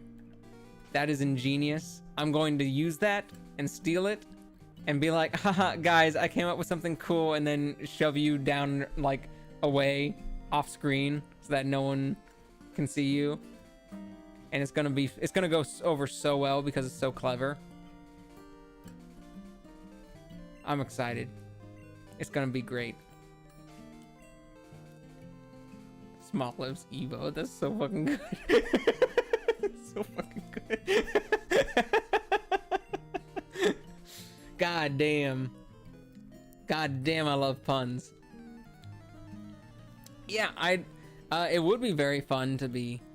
I am excited to see a lot of the evolutions. I'm excited for any leaks that show the evolutions, any of the new Pokemon.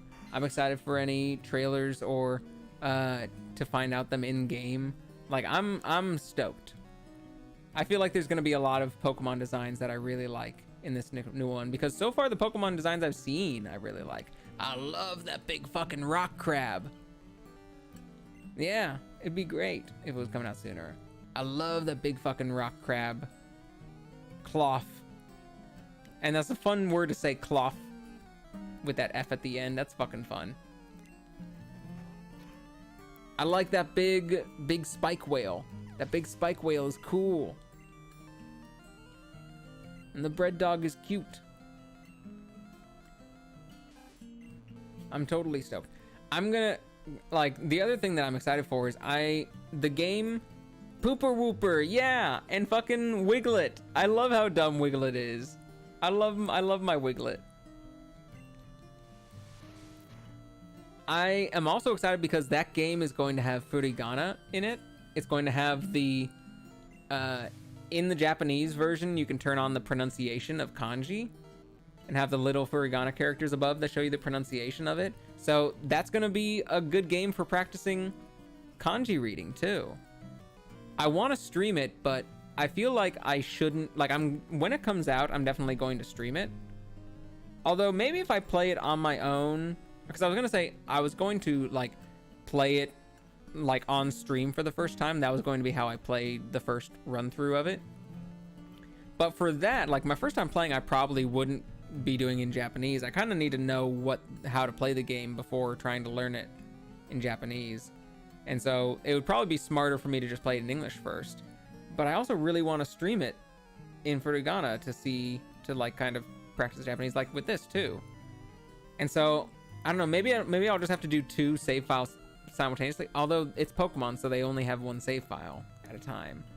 I don't know. I'll have to decide which one I want to go with.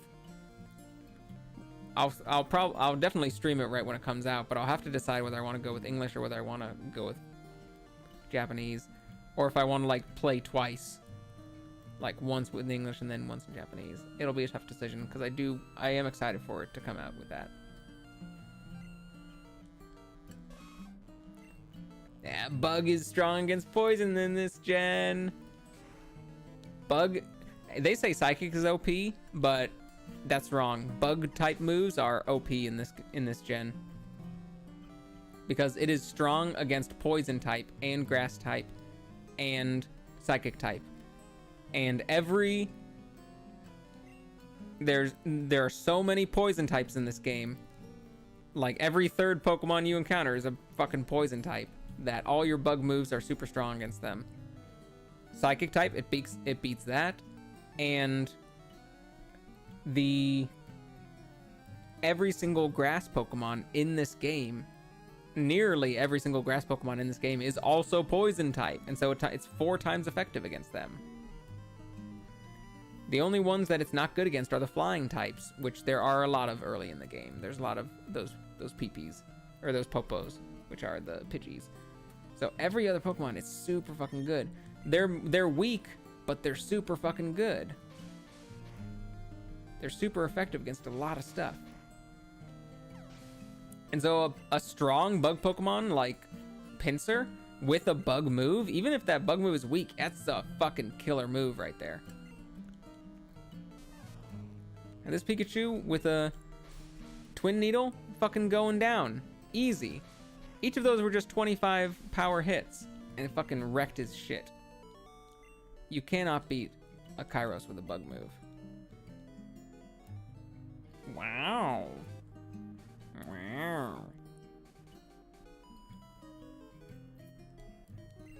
And with Leech Life being that bug move, you are regenerating health as well. Can't fucking kill him. Can't be beat. OP Pokemon right here, without even trying. One of the weakest moves in the game, Leech Life. Yet killer in my hands. Nyasu, we just got 3 Meowths and a bunch of Twin Needles to go around for everyone. Bunch of double needles. And another Nyasu. Nya, see? Nya, see? That's why Meowth is like a Brooklyn accent because Nyasu is like, yeah, see? That's why they have Meowth talk like that. Yeah, see? It's like an old gangster movie. I don't think you really understand the situation that you find yourself in, see? Capiche? James, you fucking galoot. Don't you make me have to say it to you twice. You understand? Yeah. Atashi, nidoran, ski. Dakara, takusan atsumeteru no? Atsumeteru no? She's either asking me, like, do you collect them? Or do you collect a lot of them? Or she's saying, like, I've collected a lot of them. But it was Atsumeteru no? Teru. So it was one of those. But bug move, double needle, instant death. You're dying. You're dying. You're died. You can't bring a poison type in this bug fight. You can't get in touch. That's just a low. That's a 50 move. You can't do nothing. Nidorina. First Nidorina enemy of the game. Nidorina, oh, you're so fucking cute. I'm gonna fucking kill ya, though. I'm very sorry to say you're gonna fucking die. If you survived that, it would be incredible. That wasn't even a critical hit. How do you... Actually, yeah, that does make sense. But it's super effective. I'm sorry, Nidorina. You didn't deserve that, but you're a poison type. And I'm a bug type, and we just can't be together. It just will never work out like that. We're just two different people. We're just from two different sides of life, you know? One from a poison family and ground family. One from a bug family.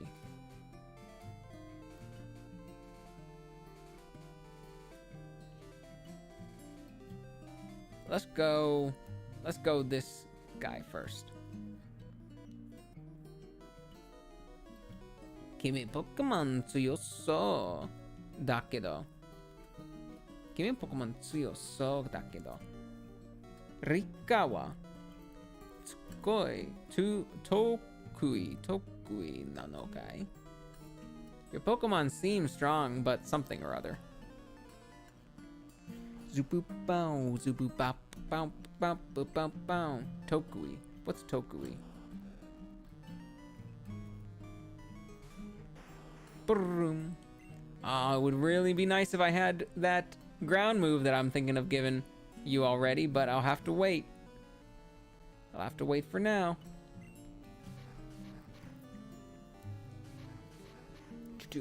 Double kick on a kangaroo scan.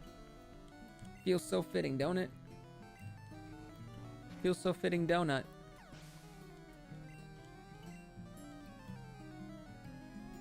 Dogasu. What's Dogasu? Oh, Dogasu. I think that's coughing. Dogas. Yeah, look at this cute coughing. Let's go. Dizzy punch you a few times.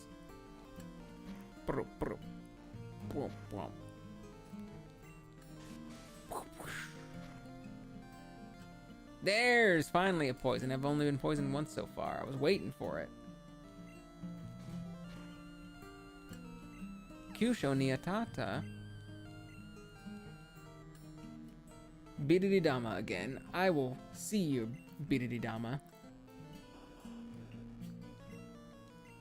And raise you a fucking bite attack. You got snow. I know for a fact that your defense is low, Bidididama. Koiru. That's a Magnemite, but let's keep with our poison. No, let's change to a Chabok. Look how big the screw is on this Magnemite. Who are you trying to impress, huh? Who are you trying to impress? What, that streamer girl? What, you think she's gonna be impressed? The big fucking screw? No, but you're just a hair clip.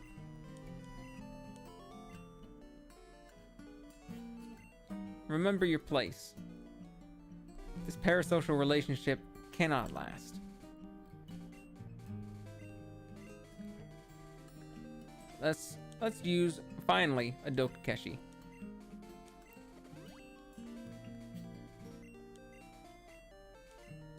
Hi, Mikai. I never thought about voice acting in a Pokemon game before, but that I don't know trailer made me really want it now. In the rest of the game.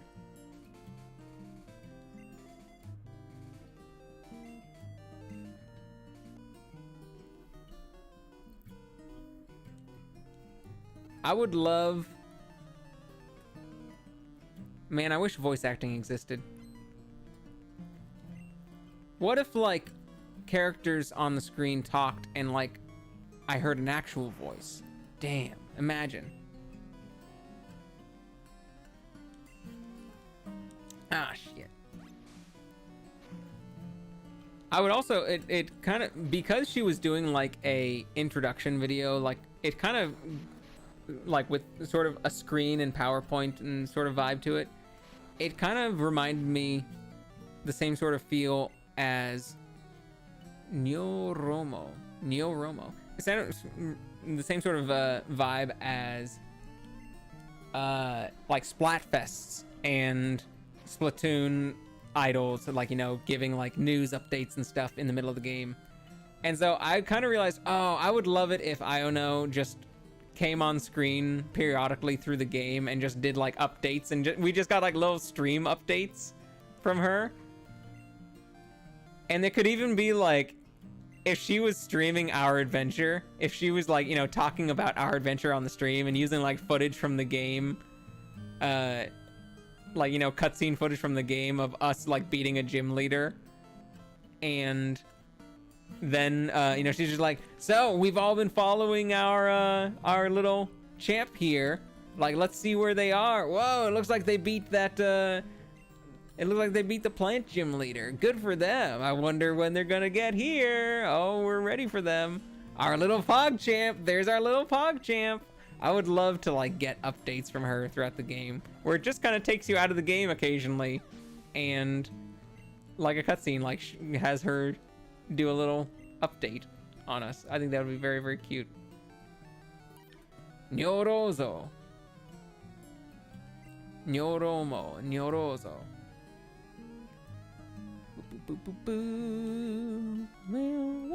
What? I thought glare always hit.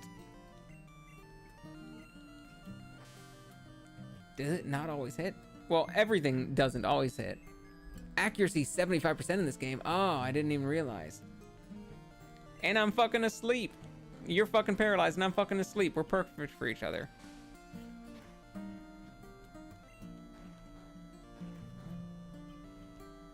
I do wish we got gym leaders that scale. Well, yeah, I mean, we both agree on that.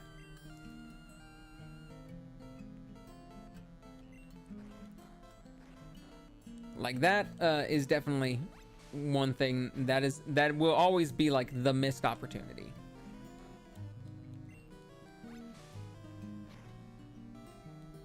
God, I'm still fucking asleep. Look at how long sleep lasts in this game, in this gen.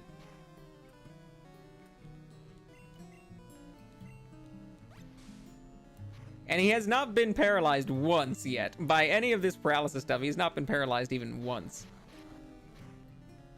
He did like 5 moves and was not paralyzed once. Yep. Still eats up your turn. The whole reason why I paralyzed him is because Wrap was going to take a while, but paralysis and Wrap is such a deadly combo. Because you can't do anything while Wrap lasts. And even if a Wrap ends, then you might be paralyzed. And also, it guarantees that I go first. To fucking keep you at doing nothing. Yeah, Wrap Lock. Fucking love Wrap Lock. And the other moves that do that, like Fire Spin and Clamp. That's why I'm also giving Fire Spin to Dratini when he levels up. Because Fire Spin as a dragon would be super good. Not only is it a dragon-like move, but it also is strong because it wrap locks you. And I think it has higher to hit as well. I think it's got like, oh, I guess they're both 85. And I'm gonna give Pinsir Clamp. I'm gonna give Pinsir Clamp, which is the water version of that. And it does more damage too. It does 30 damage instead of like a 15 for wrap. So Pinsir's going to have one random water move, but it'll be a wrap move so that he can wrap lock people.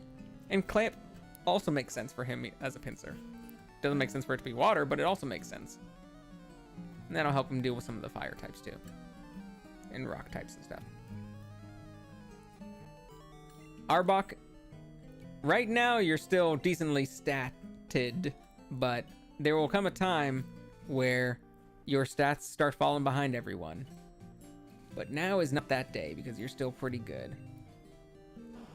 You're decent, similar, slightly stronger to some of them, but still decent. Anata wa yoku iku no? That says Tamamu. Tamamu, right? Tamamushi shiti. What's Tama? Round? Ball? Is that like ball bug Pokemon? Tamamushi shiti no Depato. Iro iro. Oh, department store. Depato. Iro iro uttete. Benryo ne. It has a lot of really convenient, useful items. That city has a lot of really useful items.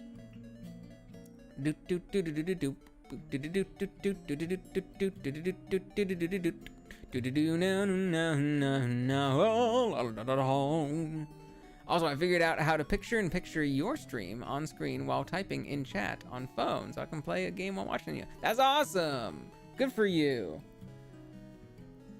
Because I always do that. I always am like zooming in on chat and like trying to watch streams at the same time because I want to be able to like see a bunch of different stuff at once while I'm also like doing stuff myself, like watching stream, playing a game at the same time. So I definitely encourage finding a good like picture thing and getting that good simultaneous. Kono tokoro, this place. Tamamushi shiti no hole. Demo. This place is, I don't know what the hole is. Inemuri Pokemonga. There's a sleeping Pokemon. This, I think it's this, in this direction is Tamamushi City, but there's a sleeping Pokemon. Arawareru. So dayo. Something about the sleeping Pokemon blocking the way. I wonder what Pokemon that could be. But look, we made it to Celadon City. Holy shit. We got all the way to Celadon. Look at this Team Rocket motherfucker just walking out in the open. Meno mayo. Choro choro. Uruse. I wonder what choro choro means. But in front of your eyes, choro choro uruse. Roketto dan. Nameru nayo. Nameru nayo. Shinta nameru. Nameru means like to lick, doesn't it? Or is it to lash? To like whip or something? Because the lick move was Shita nameru. Shita o nameru. It was like to use your tongue. But I can't remember if it was like to actually the verb to lick or it was to like to tongue lash or something.